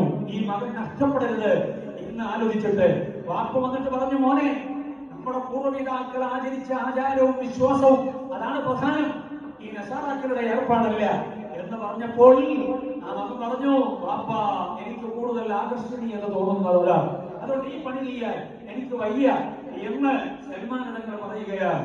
അങ്ങനെ കുറച്ചു കാലങ്ങൾ പോയി. ഒരവസരം ആ ചങ്ങലയിൽ നിന്ന് ബന്ധിക്കപ്പെട്ട പരിതസ്ഥിതിയിൽ നിന്ന് മഹാനവറുകൾ രക്ഷപ്പെടുകയാണ്. വീട്ടിൽ നിന്ന് ഇറങ്ങിയിട്ട് അതേ പുരോഹിതനെ തേടി പോയി. നേരത്തെയുള്ള പുരോഹിതനെ കണ്ടില്ല. വഴിയിൽ മറ്റൊരു പുരോഹിതനെ കണ്ടു. കണ്ട മാത്രയിൽ അയാളോട് പറഞ്ഞു, ഞാനിതാ ഇങ്ങനെ പോന്നതാണ്, വീട്ടിൽ നിന്ന് പോന്നതാണ്, എനിക്ക് നിങ്ങളോട് ചിലത് സംസാരിക്കണം, നിങ്ങൾ ചില കാര്യങ്ങൾ എനിക്ക് നൽകണം എന്ന് പറഞ്ഞുകൊണ്ട് വിശ്വാസത്തെക്കുറിച്ചും ജീവിതത്തെക്കുറിച്ചും ആ പുരോഹിതനോട് ഇങ്ങനെ സംസാരിക്കാൻ തുടങ്ങി. സഹോദരങ്ങളെ, അങ്ങനെ സംസാരിച്ചപ്പോൾ അതിലാകൃഷ്ടമായി ചോദിച്ചു, എന്നെ ഇവിടെ നിർത്തുമോ? ഞാനിവിടെ താമസിച്ചോട്ടെ? ഞാൻ താമസിച്ചോളൂ എന്ന് പറഞ്ഞു. കുറച്ചു കാലം അവിടെ താമസിച്ചു. അപ്പൊ തോന്നി ചില കാര്യങ്ങളിലൊക്കെ കുഴപ്പമുണ്ട്, ഇതൊരു പൂർണ്ണതയുള്ള ആശയമായിട്ട് മനസ്സിലാകുന്നില്ല. അങ്ങനെയാണ് അദ്ദേഹം വീണ്ടും സഞ്ചരിക്കുന്നു. മറ്റൊരു പുരോഹിതന്റെ സമിതത്തിൽ എത്തുകയാണ്. ആ പുരോഹിതന്റെ അടുക്കലെത്തിയപ്പോൾ അദ്ദേഹത്തിന്റെ ജീവിത രീതിയിൽ ചിലത് ഇഷ്ടപ്പെടാത്തത് വന്നു. ആളുകളോടൊക്കെ വല്ലതും ഇവിടെ ഈ ആരാധനാലയത്തിലേക്ക് നൽകാൻ പറയുന്നു. അതിൽ നിന്ന് പ്രധാനപ്പെട്ടതെല്ലാം ഇയാൾ മാറ്റിവെക്കുന്നു. ഇത് കണ്ടപ്പോൾ മനസ്സിലായി ഇയാൾ ശരിയില്ല. അവിടുന്ന് വീണ്ടും ഇറങ്ങി സഞ്ചാരമാണ്. ആ സഞ്ചാര വഴിയിൽ പുരോഹിതന്മാരിൽ നിന്ന് പലതും സൽമാൻ തങ്ങൾ പഠിച്ചു. അങ്ങനെ പഠിച്ചപ്പോൾ അപ്പോഴാണ് ബോധ്യമായത് സത്യമായ ഒരു ആശയത്തെ തേടിയുള്ള യാത്രയാണെന്ന്. ആ യാത്രയിൽ അന്വേഷിക്കുകയാണ്, ഒരു പ്രവാചകനെ കുറിച്ചുള്ള അന്വേഷണമാണ്. ആ അന്വേഷണത്തിന്റെ വഴിയിൽ വീണ്ടും സഞ്ചരിച്ചപ്പോൾ മറ്റൊരു പണ്ഡിതന്റെ അടുക്കലേക്ക് എത്തി. ശ്യാമിൽ നിന്നാണ് ആ പണ്ഡിതന്റെ അടുക്കലെത്തിയപ്പോൾ ചോദിച്ചു, നിങ്ങൾ എനിക്ക് ഉപദേശങ്ങൾ നൽകുമോ? അയാൾ ഉപദേശങ്ങൾ നൽകുകയാണ്. ആ ഉപദേശങ്ങളൊക്കെ നല്ലതായിട്ട് തോന്നി. ഞാൻ നിങ്ങളെ കൂടെ ജീവിച്ചോട്ടെ എന്ന് ചോദിച്ചു. അതെ, നിങ്ങൾ ജീവിച്ചോളൂ എന്ന് പറഞ്ഞു. അങ്ങനെ അവിടെ ജീവിച്ചു കൊണ്ടിരിക്കുമ്പോ അതാ അദ്ദേഹത്തിന് രോഗമായി. അപ്പോഴാണ് സൽമാൻ തങ്ങൾ ചോദിക്കുന്നത്, എനിക്കിതിന്റെ തുടർച്ചയിൽ ആരാണ് സമീപിക്കാനുള്ളത്? നിങ്ങൾ എനിക്ക് ആരെങ്കിലും റഫർ ചെയ്തു തരണമെന്ന് പറഞ്ഞപ്പോൾ ആ സമയത്ത് അദ്ദേഹം മറ്റൊരു പുരോഹിതനെ കുറിച്ച് പറഞ്ഞു കൊടുത്തു. ഇദ്ദേഹം മരിച്ചപ്പോൾ അവിടേക്ക് സഞ്ചരിച്ചു. അവിടേക്ക് എത്തിച്ചേർന്നപ്പോൾ ആ മനുഷ്യരിൽ നിന്ന് ചില കാര്യങ്ങൾ പഠിച്ചു. അപ്പോഴാണ് മനസ്സിലായത്, എനിക്ക് കാത്തിരിക്കുന്ന ഒരു പ്രവാചകനിലേക്ക് എത്തിച്ചേരണമെന്ന്. ഈ പണ്ഡിതനോട് ചോദിച്ചു, എനിക്ക് അതാ ലക്ഷ്യത്തിലേക്ക് എത്താനുള്ള വഴി എന്താണെന്ന്. അയാൾ പറഞ്ഞു, എനിക്കറിയില്ലെന്ന്. അങ്ങനെ അറിയില്ലെന്ന് പറഞ്ഞു. അയാളും ലോകത്തോട് പിരിഞ്ഞു പോവുകയാണ്. അന്വേഷണത്തിന്റെ തുടർച്ചയാണ്. ലോകത്തിന്റെ നേതാവിലേക്കുള്ള സഞ്ചാരത്തിന്റെ വഴികളാണ്. ആ വഴികളിലേക്ക് സഞ്ചരിച്ചപ്പോൾ വീണ്ടും ചില പണ്ഡിതന്മാരെ സമീപിച്ചു. അവസാനമായ ഒരു പണ്ഡിതനെ കുറിച്ച് അദ്ദേഹത്തിലേക്ക് എത്തിച്ചേർന്നപ്പോൾ ആ സമയത്ത് അയാൾ പറഞ്ഞു, നിങ്ങൾക്ക് അദ്ദേഹത്തോട് ചോദിച്ചു, നിങ്ങൾക്ക് എന്താണ് എന്നോട് കൽപ്പിക്കാനുള്ളത്, നിർദ്ദേശിക്കാനുള്ളത്? അപ്പൊ ആ പണ്ഡിതൻ പറഞ്ഞു, വല്ലാഹി വല്ലാഹി മാ അലമ റജുലൻ അലാ മിഥ്ലി മാ കുന്നാ അലൈഹി. അതെ, നിങ്ങളോട് എനിക്കൊന്നും പറയാനില്ല, നിങ്ങൾക്ക് പറഞ്ഞു തരാനുള്ള ഒരു മനുഷ്യനും എനിക്കില്ല. അതേസമയം നിസ്ഫീൻ എന്ന പ്രദേശത്ത് ഒരാളുണ്ട്, അദ്ദേഹത്തിലേക്ക് നിങ്ങൾ ചെല്ലുക എന്ന് പറഞ്ഞപ്പോൾ സൽമാൻ നിങ്ങൾ അവിടേക്ക് ചെന്നു. അയാളെ കൂടെ കുറെ കാലം താമസിച്ചു. അവിടെ നിന്നാണ് ലോകത്തിന്റെ നേതാവിനെ കുറിച്ചുള്ള കൃത്യമായ ഒരു പിക്ചർ ലഭിക്കുകയാണ്. അങ്ങനെ ലഭിക്കുകയാണ്. അമൂരിയ എന്ന സ്ഥലത്തേക്ക് വീണ്ടും സഞ്ചരിച്ചെത്തുകയാണ്. എത്തിയപ്പോൾ അവിടെ നിന്ന് ലഭിച്ചു പൂർവ്വജന്മങ്ങളിലുള്ള വിവരമായി. വരാനിരിക്കുന്ന പ്രവാചകൻ ഈത്തപ്പന നിറഞ്ഞു നിൽക്കുന്ന നാട്ടിലാണ് വരുന്നത്. ആ നാടിന്റെ പ്രത്യേകതകളാണ് ഇങ്ങനെ പറഞ്ഞു കൊടുക്കുന്നത്. അങ്ങനെ പറഞ്ഞപ്പോൾ അതേ ആ നാടിന്റെ പ്രത്യേകത എന്താണ്?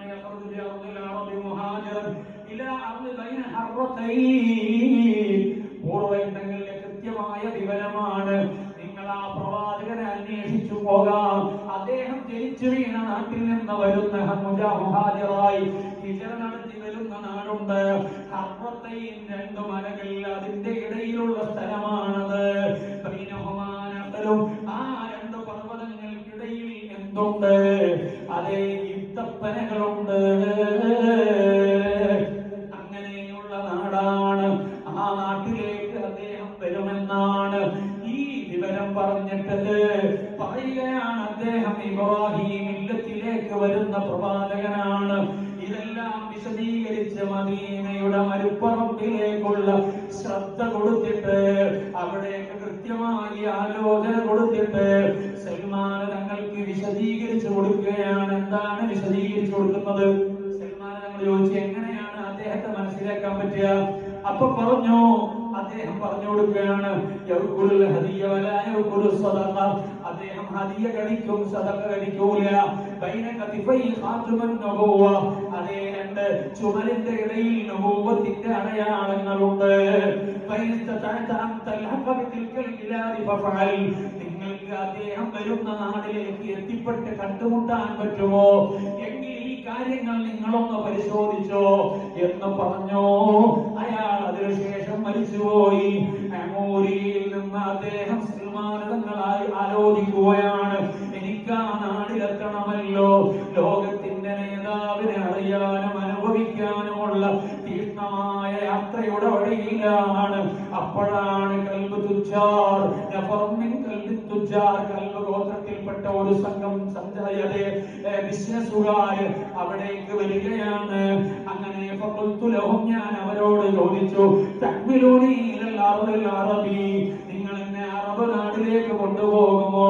നിങ്ങൾക്ക് എന്റെ കയ്യിലുള്ള എല്ലാ സമ്പാദ്യങ്ങളും തരാം എന്ന് പറഞ്ഞുകൊണ്ട് സൽമാൻ തങ്ങളിൽ എല്ലാം സമർപ്പിക്കാൻ സന്നദ്ധമാകുകയാണ്.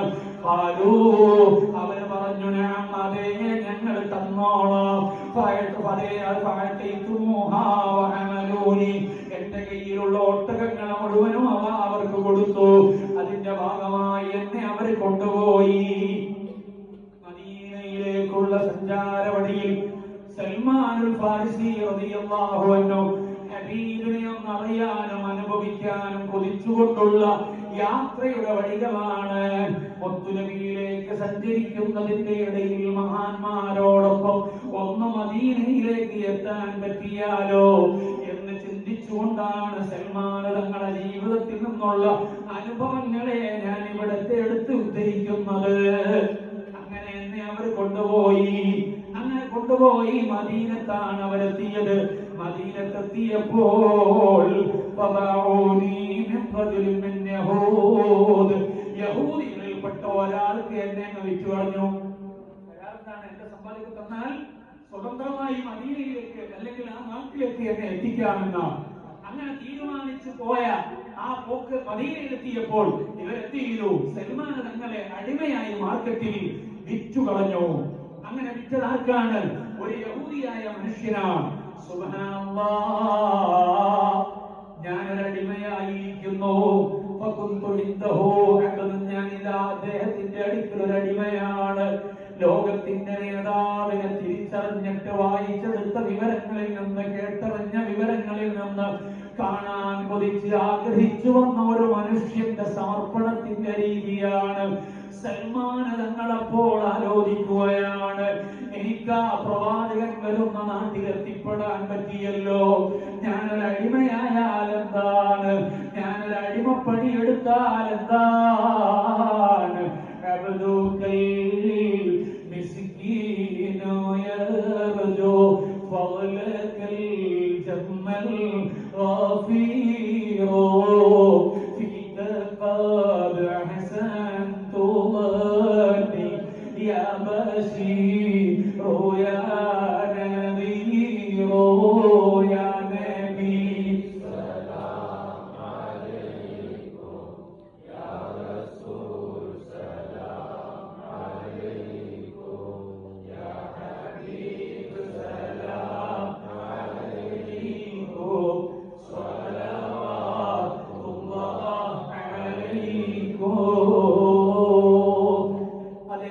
ലോകത്തിന്റെ നേതാവിന്റെ മുന്നിൽ ഒരടിമയായി നിൽക്കാനും മടിയില്ലാത്ത അനുയായികളെയാണ് ചരിത്രത്തിൽ നിന്ന് നമുക്ക് വായിക്കാനുള്ളത്.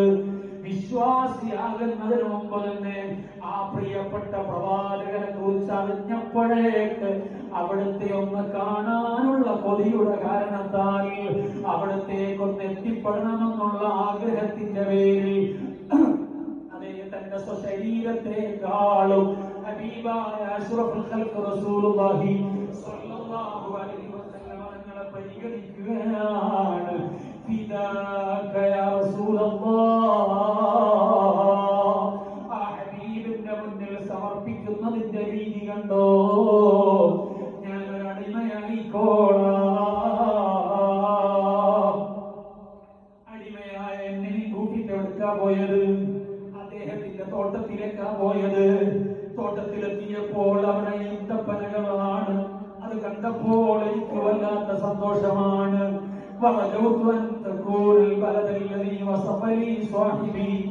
എനിക്ക് നേരത്തെ വിശേഷിപ്പിച്ചു തന്ന മനുഷ്യൻ പറഞ്ഞ നാട്ടില് ഞാൻ എത്തിയല്ലോ എന്ന ആലോചനയാണ്. അങ്ങനെ അടിമവേല ചെയ്തുകൊണ്ടിങ്ങനെ പോവുകയാണ്. എപ്പോഴും ആലോചിക്കും ആ പ്രവാചകനെ കുറിച്ച്, വിവരങ്ങൾ എവിടെയെങ്കിലും ഉണ്ടോ എന്ന് ചിന്തിക്കും. ആ ചിന്തയുടെ ഭാഗമായി സംസാരങ്ങൾ ഇങ്ങനെ നിരീക്ഷിക്കും. ഒരു ദിവസം തോട്ടത്തിൽ ഈന്തപ്പനയുടെ മുകളിൽ നിൽക്കുകയാണ്. ആരാണ് നിൽക്കുന്നത്? സൽമാൻ തങ്ങളാണ് നിൽക്കുന്നത്. അങ്ങനെ നിൽക്കുമ്പോൾ തോട്ടത്തിന് മുതലാളിയുണ്ട്, യഹൂദനായ മനുഷ്യനുണ്ട്. ആ മനുഷ്യൻ അവിടെ വന്നിരുന്നിരിക്കുകയാണ്. ആ തോട്ടത്തിലേക്ക് അദ്ദേഹത്തിന്റെ ഒരു സുഹൃത്ത് വരികയാണ്. വന്നിട്ട് അയാളോട് എന്തോ കുശലം പറയുകയാണ്. പരിസരത്തുള്ള ഈന്തപ്പനയുടെ മുകളിൽ നിന്നാണ് ഈ സംസാരം കേൾക്കുന്നത്. ശ്രദ്ധിച്ചു നോക്കിയപ്പോൾ കേട്ടപ്പോൾ അതേ അവിടത്തേക്ക് ചെറിയൊരു ധാരണ വന്നു. അതെന്തോ ഒരു അത്ഭുതത്തെ കുറിച്ചാണ്, ആരോ വരുന്നതിനെ കുറിച്ചാണ് സംസാരിക്കുന്നത്. കൃത്യമായി സൽമാൻ തങ്ങൾക്കത് മനസ്സിലായില്ല. അങ്ങനെ മനസ്സിലാകാതിരുന്നപ്പോൾ ആ ഈന്തപ്പന മരത്തിന്റെ മുകളിൽ നിന്ന് വേഗം ഇറങ്ങി. അതെ, ഞാൻ ചോദിച്ചു ആരോട്? ആ മനുഷ്യനോട് ചോദിച്ചു.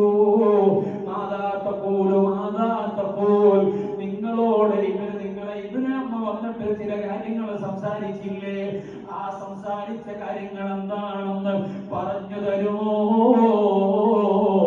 അറിയാനുള്ള ആഗ്രഹത്തിന്റെ പേരിൽ ചോദിക്കുകയാണ്. ആ സമയത്ത് മുതലാളി എന്താണ് ചെയ്യുന്നത്? എന്റെ മുതലാളി എന്നോടൊക്കെ ദേഷ്യം പിടിച്ചു. ജോലി ചെയ്യുന്ന സമയത്ത് ഞങ്ങളെ സംസാരം എന്തിനു നിങ്ങൾ കേൾക്കണം. ശക്തമായ പ്രഹരമാണ് എനിക്ക് കിട്ടിയത്.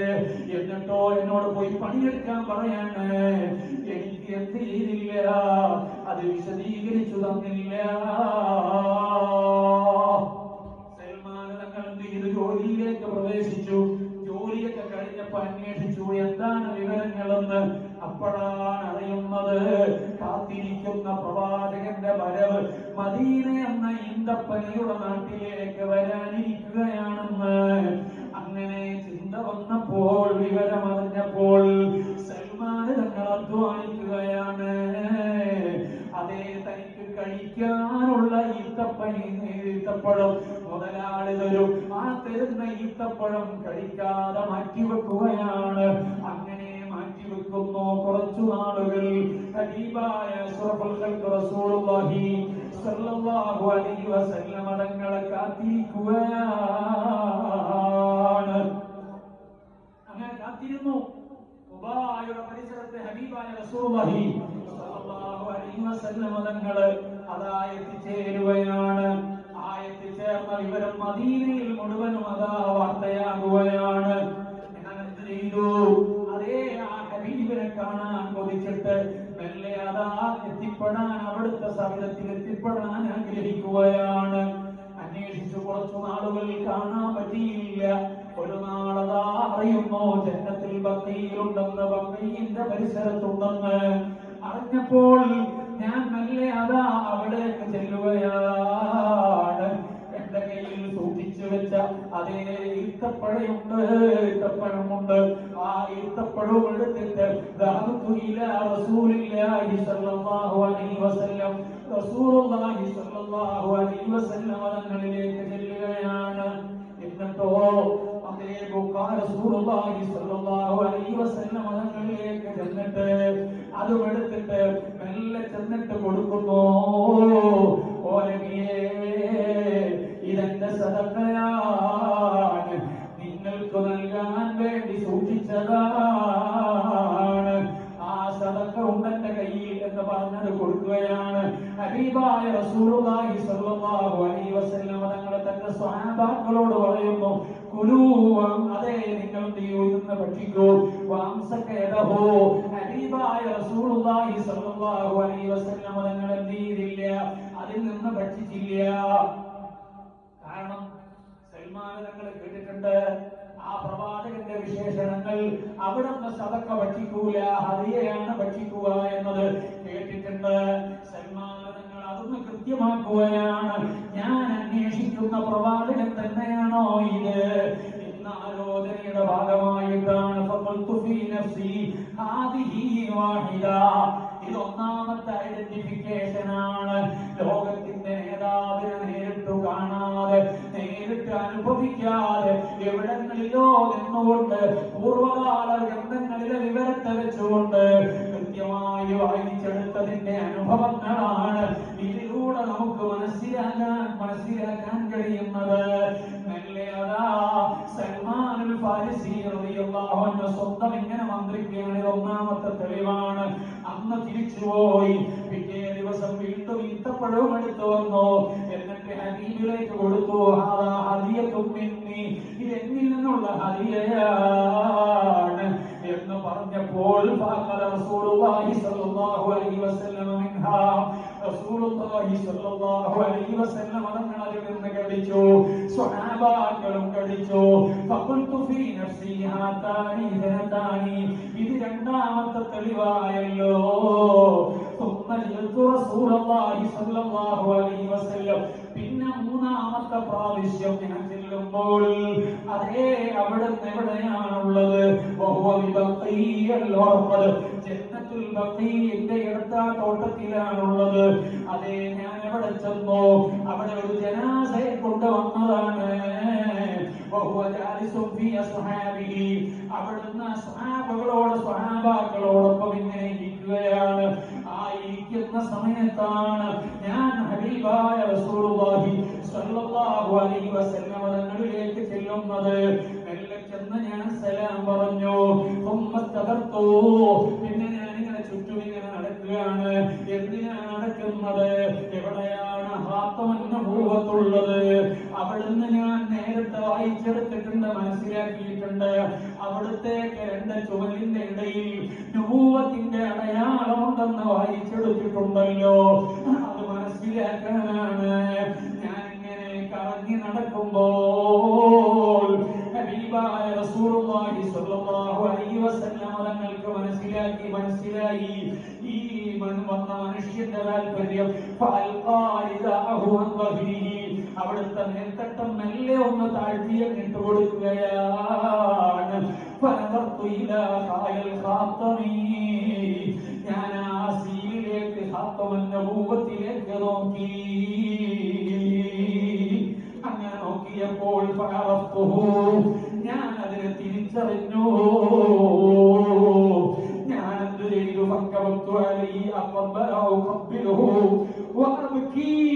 ആ ഖാത്തമുൻ നബുവത്തിന്റെ അടയാളം കണ്ടപ്പോൾ എത്ര നാളുകളായി കാത്തു നിൽക്കുന്നു, എത്ര നാളുകളിലായി സഞ്ചരിക്കുന്നു. അവസാനം ഹബീബിനെ കാണാൻ കൊതിച്ചിട്ട് ഒരടിമത്തം വരെ ഏറ്റെടുത്തുകൊണ്ട് മദീനയിൽ വന്ന് പാർത്തു നിൽക്കുന്നു. ഈ കാഴ്ചയല്ലേ ആ നിലക്ക് കഷ്ടപ്പെട്ട് കാത്തിരുന്ന പ്രവാചകന്റെ കൃത്യമായ അടയാളമാകുന്ന ഖാത്തമിന്റെ ഭാഗം കണ്ടപ്പോൾ ഞാൻ അതിലേക്ക് എന്റെ മുഖം അങ്ങ് ചേർത്തു വച്ചു, അതിന് ചുംബിച്ചു. പിന്നെ എന്റെ മനസ്സിൽ പിടുത്തം കിട്ടിയില്ല. ഞാൻ അങ്ങ് കരഞ്ഞുപോയി.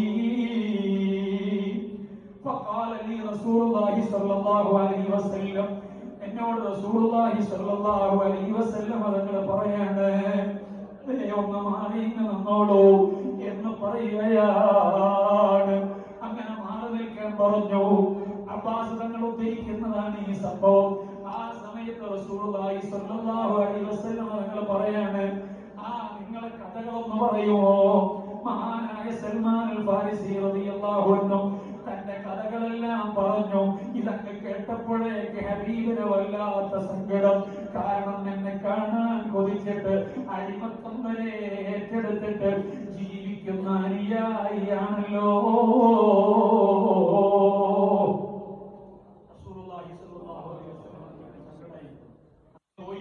കുറച്ച് ദിവസമൊക്കെ കഴിഞ്ഞപ്പോൾ റസൂലുള്ളാഹി സ്വല്ലല്ലാഹു അലൈഹി വസല്ലം പറഞ്ഞു, ഓ സൽമാനെ, നിങ്ങൾ മോചനപത്രം എഴുതണം. നിങ്ങൾ ഇനിയും അടിമയായി നിൽക്കാൻ പറ്റൂല. കാരുണ്യവാനായ പ്രവാചകനോട് അനുരാഗം കാണിച്ച് പാർത്ത് കഴിയുന്ന അനുയായികളെ കൈപിടിക്കാൻ ആ പ്രിയപ്പെട്ട നേതാവുണ്ട്. ആ പ്രവാചകർ സ്വല്ലല്ലാഹു അലൈഹി വസല്ലം തങ്ങൾ പറയുകയാണ്, നിങ്ങളെ മനസ്സ് മദീനയിലുണ്ടോ? മസ്ജിദുൻ നബവിയുടെ പരിസരത്തുണ്ടോ? സഹോദരങ്ങളെ, ദീർഘമായി ഇനി സംസാരിക്കാനുള്ള സമയമില്ല. അപ്പുറത്ത് ഒരടിമത്വം ഏറ്റെടുത്ത മറ്റൊരനുയായിയെ കുറിച്ചുകൂടെ പറയണമെന്നുണ്ടായിരുന്നു. അത് മഹാനായ സയ്യിദ് ഇബ്നു ഹാരിസ റളിയല്ലാഹു അൻഹുവിനെ കുറിച്ചാണ്. വല്ലാത്തൊരനുഭവമാണ്.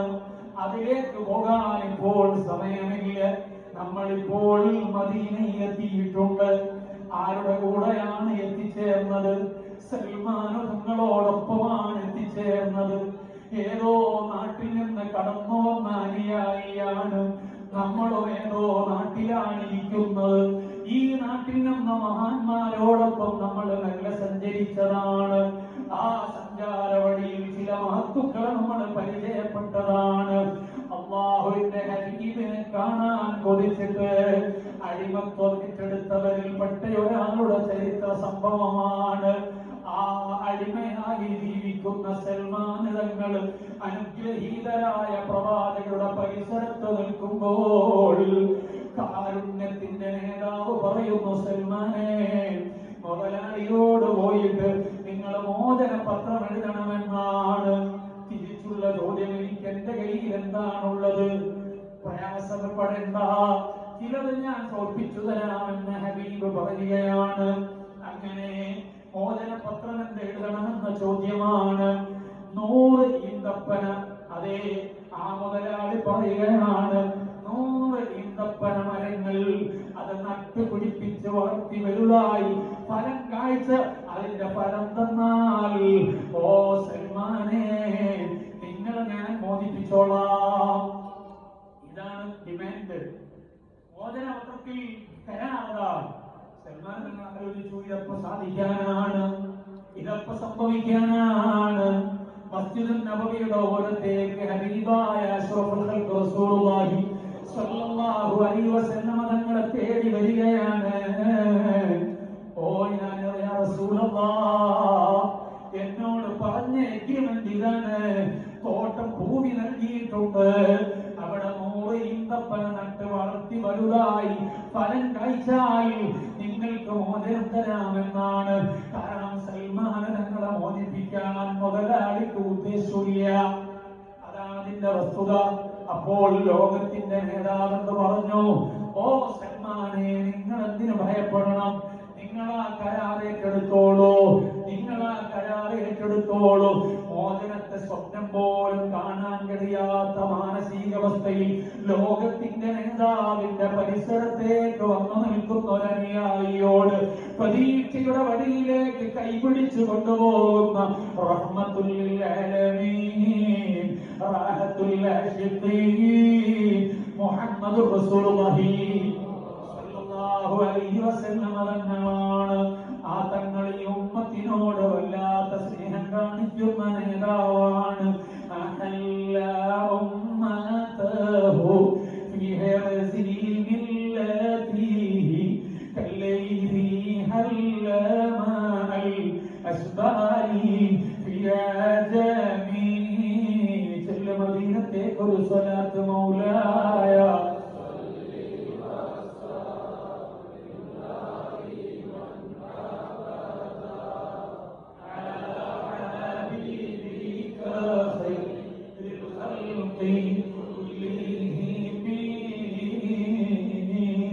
തന്റെ ഉമ്മത്തിനൊരു സിംഹം അതിന്റെ കുഞ്ഞിന് ജടവിരിച്ച് ജാഗ്രതയോട് സുരക്ഷിതത്തിനു വേണ്ടി കാത്തുകഴിയുന്നത് പോലെ ഉമ്മത്തിന്റെ സുരക്ഷിതത്വത്തിന് വേണ്ടി കാത്തുകഴിയുന്ന ഒരു നേതാവിന് കൽബ് കൊണ്ട് നിങ്ങൾ കാണുന്നുണ്ടോ? ഈ പാപിയായ റാഷിനൊരു പോറവേൽക്കരുതെന്ന് 14 നൂറ്റാണ്ടുകൾക്ക് മുമ്പ് ആഗ്രഹിച്ച നേതാവാണത്. അല്ല അല്ല, ഇപ്പോഴും ആ ഖബർ ശരീഫിൽ നിന്ന് ആഗ്രഹിക്കുന്ന നേതാവാണത്. എന്നിൽ നിന്നൊരു സുഹൃതം കാണുമ്പോൾ ആ കാണുമേത് സമയത്ത് ഹയാത്തി ഖൈറുൽ ലക്കും വമമാതി ഖൈറുൽ ലക്കും, എന്റെ ജീവിതം നിങ്ങൾക്ക് ഖൈറാണ്, എന്റെ വഫാത്തും നിങ്ങൾക്ക് ഖൈറാണ്. ഇമാം തുർമുദി ഉദ്ധരിക്കുന്ന ഹദീസാണ്, പലപ്പോഴും കേട്ടിട്ടുള്ളതാണ്. മനസ്സൊന്ന് മദീനയിലേക്ക് ചേർന്ന് നിൽക്കാൻ വേണ്ടി പറയുകയാണ്. മദീനത്തോടൊരു കൽബ് കൊണ്ട് മുത്തം നൽകിയിട്ട് ഹബീബിനോടൊരു സ്വലാത്ത് സലാം പറഞ്ഞിട്ട് ഞാൻ എന്റെ പ്രഭാഷണം അവസാനിപ്പിച്ചോളാം. ഓ മുഅ്മിനീങ്ങളെ, അതാ ഹബീബ് പറയുന്നത്, എന്റെ ജീവിതം നിങ്ങൾക്ക് ഖൈറായതുപോലെ എന്റെ വഫാത്തും നിങ്ങൾക്ക് ഖൈറാണ്. ജീവിതകാലത്ത് എന്തെങ്കിലും നിങ്ങളെ കാര്യങ്ങളുണ്ടോ അതിന്റെ പരിഹാര ക്രിയയിൽ ഞാനുണ്ട്. വഫാത്തിനു ശേഷവും ആ പരിഹാര ക്രിയയിൽ ഞാനുണ്ട്. കണ്ടോ, ആരുമില്ലാത്ത ഏതെങ്കിലും ഒരാൾ അതാ മരിച്ചു പോകുന്നുവെങ്കിൽ അയാളെ മേലിൽ കടമുണ്ടോ? അതിന്റെ ഏറ്റെടുപ്പ് ഞാനാണെന്ന് ലോകത്തിന്റെ നേതാവ് വിളിച്ചു പറഞ്ഞു. ഒന്നുമില്ലാത്തവനെ ഏറ്റെടുക്കുന്ന നായകരാണ്. കടബാധ്യതയോടെ മരിക്കുന്നവരാരെങ്കിലും ഉണ്ടോ ഈ നാട്ടില്? എങ്കിൽ അവരുടെ മൗലയാനാണ്, അവരുടെ രക്ഷിതാവാരാണ്. കടങ്ങളെ ഏറ്റെടുക്കുന്നതാരാണ്? അത് ഞാനാണ്,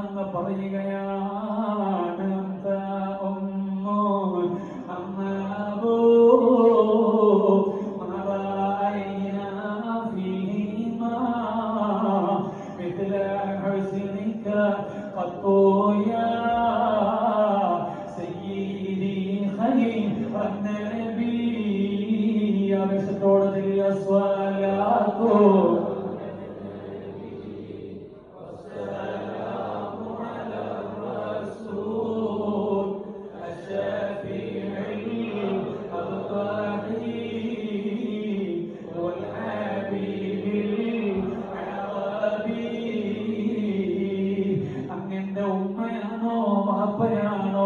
സ്വന്തം ഉമ്മ വാപ്പമാരിൽ നിന്ന് ലഭിക്കാത്ത മാതൃസ്നേഹവും പിതൃസ്നേഹവും ലോകത്തിന്റെ നേതാവിൽ നിന്ന് അനുഭവിക്കാൻ എനിക്ക് പറ്റുന്നുണ്ടല്ലോ. ഇതനുഭവിച്ചതിന്റെ സന്തോഷത്തിന്റെ കഥയായിരുന്നു മഹാനായ സയ്യിദ് ഇബ്നു ഹാരിസ തങ്ങള് അടിമത്വം ഏറ്റെടുത്തുകൊണ്ട് ഹബീബിന്റെ ചാരത്ത് കഴിഞ്ഞതിന്റെ അനുഭവം അതുകൂടെ ഈ സദസ്സിൽ പറയാൻ ആഗ്രഹിച്ചു വെച്ചതായിരുന്നു. പക്ഷേ നേരത്തെ പറഞ്ഞ സമയം പൂർത്തിയാകാനിരിക്കുന്നത് കൊണ്ട് അത് തൽക്കാലം മറ്റൊരവസരത്തിലേക്ക് മാറ്റിവെക്കുകയാണ്. മുത്തുനബിയോട് മനസ്സുകൊണ്ട് ചേരുമ്പോൾ അങ്ങന്റെ വാപ്പയാണോ ഉമ്മയാണോ? ഈ റാഷിദിനോട് ജാഗ്രത കാണിക്കുന്ന, നമ്മളോട് ജാഗ്രത കാണിക്കുന്ന മോനെ, നിന്റെ അടുക്കള എങ്ങനെയായിരിക്കണം?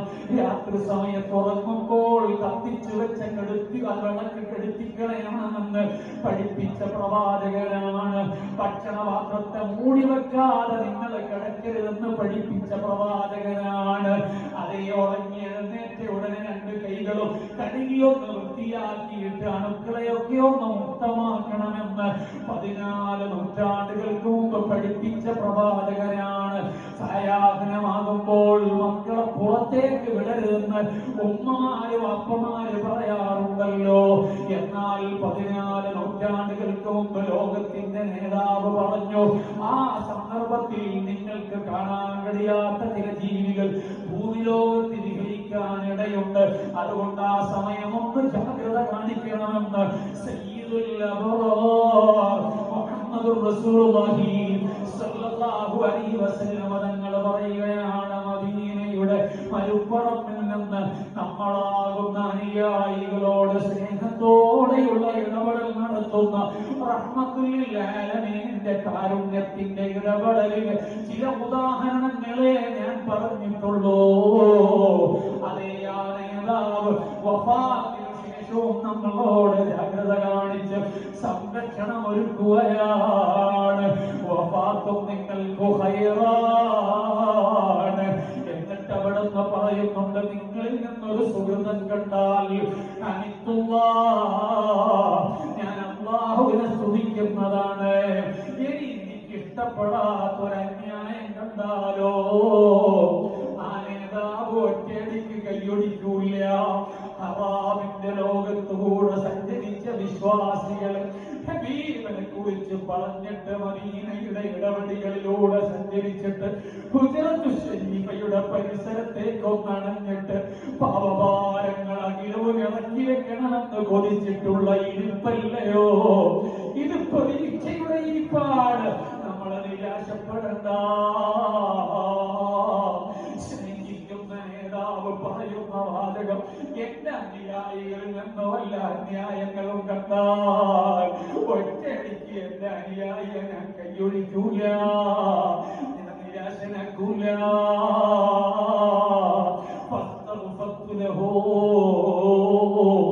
ആ മനുഷ്യന് വേണ്ടി സൃഷ്ടിച്ച അവനോട് പൊറുക്കൽ തേടുകയാ.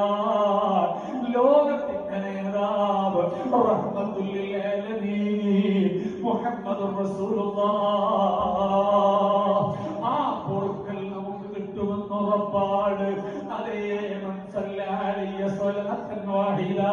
അവിടുത്തെ നേരെ സ്വലാത്ത് ചൊല്ലിയോ 10 മഗ്ഫിറത്ത് ലഭിക്കുമല്ലോ, 10 കാരുണ്യം ലഭിക്കുമല്ലോ, 10 ദറജ വർദ്ധിക്കുമല്ലോ.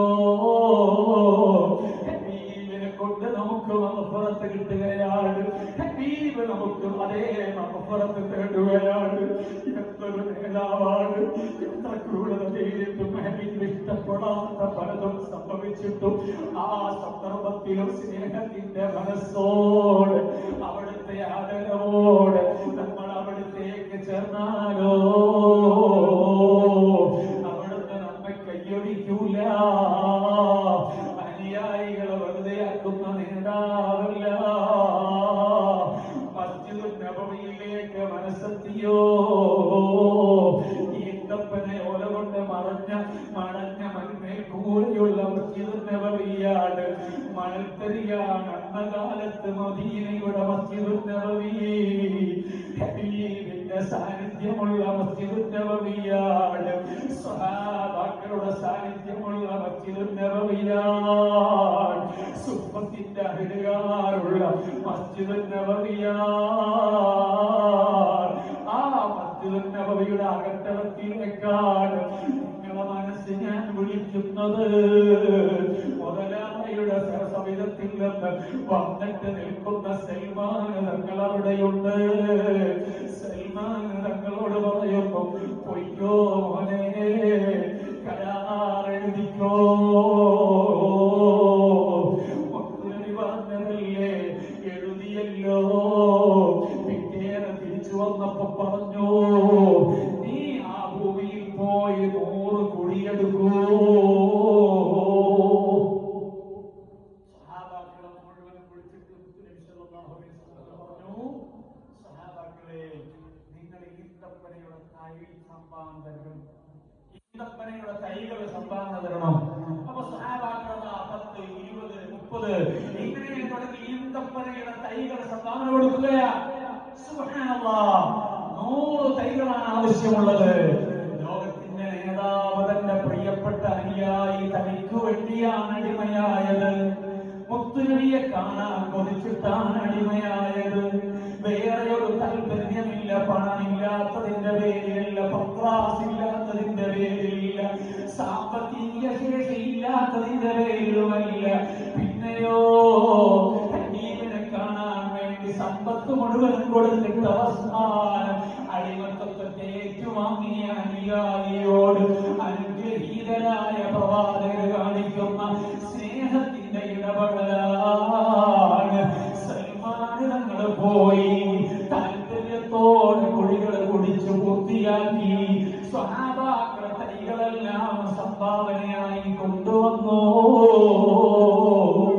ആ തൈകളെത്തിയപ്പോൾ സൽമാൻ തങ്ങളെ കൂടെ പ്രഗത്ഭരായ സ്വഹാബാക്കളോടൊപ്പം ലോകത്തിന്റെ നേതാവ് നടക്കുകയാണ്. എവിടേക്കാണ്? മദീനയുടെ ഒരു തോട്ടത്തിലേക്കാണ്. ഈന്തപ്പന തോട്ടമുള്ള നാടിനെ തേടി വന്ന സൽമാൻ തങ്ങള്, ആ സൽമാൻ തങ്ങൾക്ക് വേണ്ടി ഒരു തോട്ടത്തിന്റെ നിർമ്മാണമാണ്. സുബ്ഹാനല്ലാഹ്, ഹബീബ് ചെന്നിട്ട് ഓരോ തൈകളും എടുത്തിട്ട് ആ കുടികളിലേക്ക് വെച്ചിട്ട് അതവിടെ നടുകയാണ്, തിരിച്ചു പോരുകയാണ്. സുബ്ഹാനല്ലാഹ്, ഈന്തപ്പന വളർന്നു വലുതാകണമെങ്കിൽ എത്ര വർഷങ്ങളെടുക്കും ഫലം കായ്ക്കാൻ. എന്നാൽ ലോകത്തിന്റെ നേതാവിന്റെ കൈകളെ കൊണ്ട് നട്ടുപിടിപ്പിച്ച ഈന്തപ്പന വളരാൻ കൂടുതൽ ദിവസങ്ങൾ വേണ്ടി വന്നില്ല. 1 മാസമേ ആയുള്ളൂ. അത് വളർന്നു വലുതാകുകയാണ്. അതേ കുലകുലക്കുകയാണ്, ഫലം വിരിയുകയാണ്. ഏതോ നാട്ടിൽ നിന്ന് എന്നെയും തേടി വന്നിട്ട്, ഈന്തപ്പനയുള്ള നാടിനെ തേടി വന്നിട്ട് അടിമയായി മാറിയ അനുയായിക്ക് വേണ്ടിയിട്ട് അവിടുത്തെ വിശുദ്ധമായ കരങ്ങളെ കൊണ്ട് നട്ടുപിടിപ്പിച്ച ഈന്തപ്പന തൈകൾ ആ ഹുസൂസിയത്തിന്റെ പേരിൽ പെട്ടെന്ന് വളർന്ന് വലുതായിട്ട് ഈന്തപ്പന ഈന്തപ്പഴം കുലച്ചിങ്ങനെ നിൽക്കുകയാണ്. അത്യത്ഭുതത്തോടെ സൽമാൻ തങ്ങൾ ആവേശത്തോടെ ഓടിച്ചെല്ലുന്നു. മുതലാളിയുടെ പരിസരത്തേക്കാണ് ചെന്നിട്ട് പറഞ്ഞു, എനിക്ക് മോചനം തരണം. എന്ത് വിഡിത്തമാ പറയുന്നത്? കാരണം സാധിക്കില്ലല്ലോ ഇങ്ങനെ ഒരു കാര്യം. അപ്പൊ പറഞ്ഞു, നിങ്ങൾ വരൂ, നമുക്ക് കാണാം എന്ന് പറഞ്ഞുകൊണ്ട് കൂട്ടിച്ചെല്ലുകയാണ്.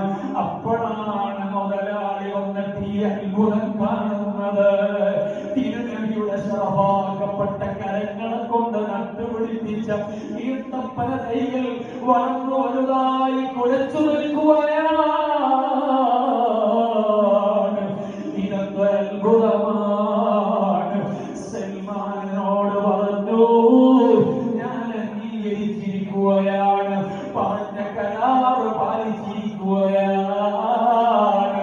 നിങ്ങളെ സ്വതന്ത്രനാണ്. ഫിദാക യാ റസൂലല്ലാഹ്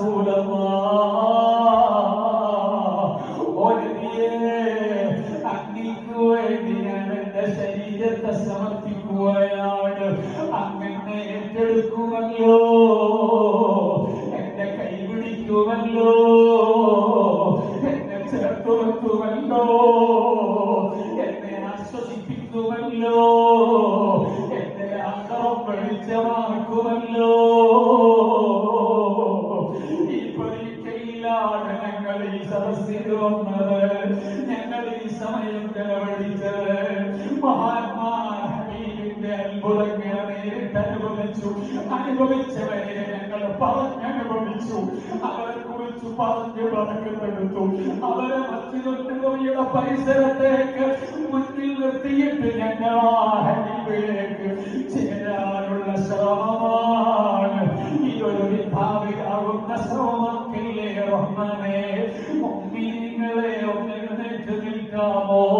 ഹബീബിലേക്ക് കൽബത്തിയോ മസ്ജിദുൽ നബവിയുടെ അകത്തളത്തിൽ നിന്നോ കണ്ട വാർത്തകളല്ലയോ? ഹബീബിലേക്ക് ചേരാനുള്ള യോഗ്യത കൽബുകൊണ്ടെനിക്കില്ല. എന്റെ അവയവങ്ങൾ അതിന് പറ്റിയതല്ല. മുത്തുനബിയെ കാണാൻ പറ്റിയ കണ്ണെനിക്കില്ല. ഹബീബ് വന്നിരിക്കാൻ പറ്റിയ കൽബുമില്ല. നമ്മുടെ അവസ്ഥ അതാണ്. എങ്കിലും അവിടത്തെ കുറിച്ച് പറഞ്ഞിട്ട് നമ്മളെ കൽബൊന്ന് ശുദ്ധമാകണമെന്ന് ആഗ്രഹിക്കുകയാണ്. എന്റെ ശബ്ദം കേൾക്കുന്ന പൊന്നന്മാരെ, ഉമ്മമാരെ, ചെറുപ്പക്കാരെ, ഈ സദസ് കൊണ്ട് കൽബ് നന്നാകണം, ഹൃദയ വിശുദ്ധിയിലേക്ക് വരണം. ഹറാമുകൾ പലതും ചെയ്തത് മനസ്സിലോർമ്മയുണ്ടാകണം. പറഞ്ഞത് കേട്ടത് രുചിച്ചത് പിടിച്ചത് പലതും പലതുമായി ഒന്ന് വെറുതെ ഒന്ന് ആലോചിച്ചു പോകണം. കാരണം നമ്മൾ നിൽക്കുന്നത് മദീനത്തെ മുറ്റത്താണ്, അവിടുത്തെ സാന്നിധ്യത്തിലാണ്, അവിടുത്തെ ആത്മീയമായ സാന്നിധ്യത്തിലാണ്. ഇവിടെ വെച്ച് ഹബീബിനെ വസീലയാക്കി റബ്ബിലേക്കൊന്ന് സങ്കടപ്പെട്ടാലോ അവിടുന്ന് നമ്മൾ വെറുതെയാക്കൂല, അവിടുന്ന് നമ്മൾ കൈപിടിക്കുമെന്ന് ഉറപ്പാ.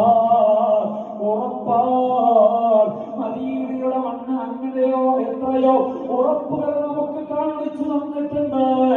എത്രയോ കമ്മാടികൾ വന്നിട്ട് മദീനയിലെ മണൽത്തരിയിൽ കിടന്നുരുണ്ടിട്ട് സങ്കടം പറഞ്ഞപ്പോൾ ഹബീബ് സ്വീകരിച്ചു പോയതിന്റെ കാഴ്ചകൾ എത്രയാണ്, എത്ര അനുഭവങ്ങളാണ് അതവിടെ ചരിത്രത്തിൽ അവശേഷിക്കുകയാണ്. നമ്മൾ അതിലേക്ക് പോകുന്നില്ല. കൽബ് മദീനയിലെത്തിയെങ്കിൽ ഒരു സലാമോടെ പറയാൻ മസ്ജിദുൻ നബവിയുടെ പ്രൗഢമായ മിനാരങ്ങൾ കൽബ് കൊണ്ട് നിങ്ങൾ കാണുന്നുണ്ടോ?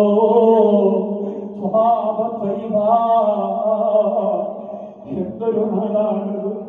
എത്ര ആശിക്കുകൾ, എത്ര മുഹബ്ബുകൾ, എത്ര മാദിഹീങ്ങൾ മദീനത്തിൽ ചെന്നിട്ട് അവരുടെ കണ്ണിൽ നിന്ന് കണ്ണുനീരൊലിപ്പിച്ചു.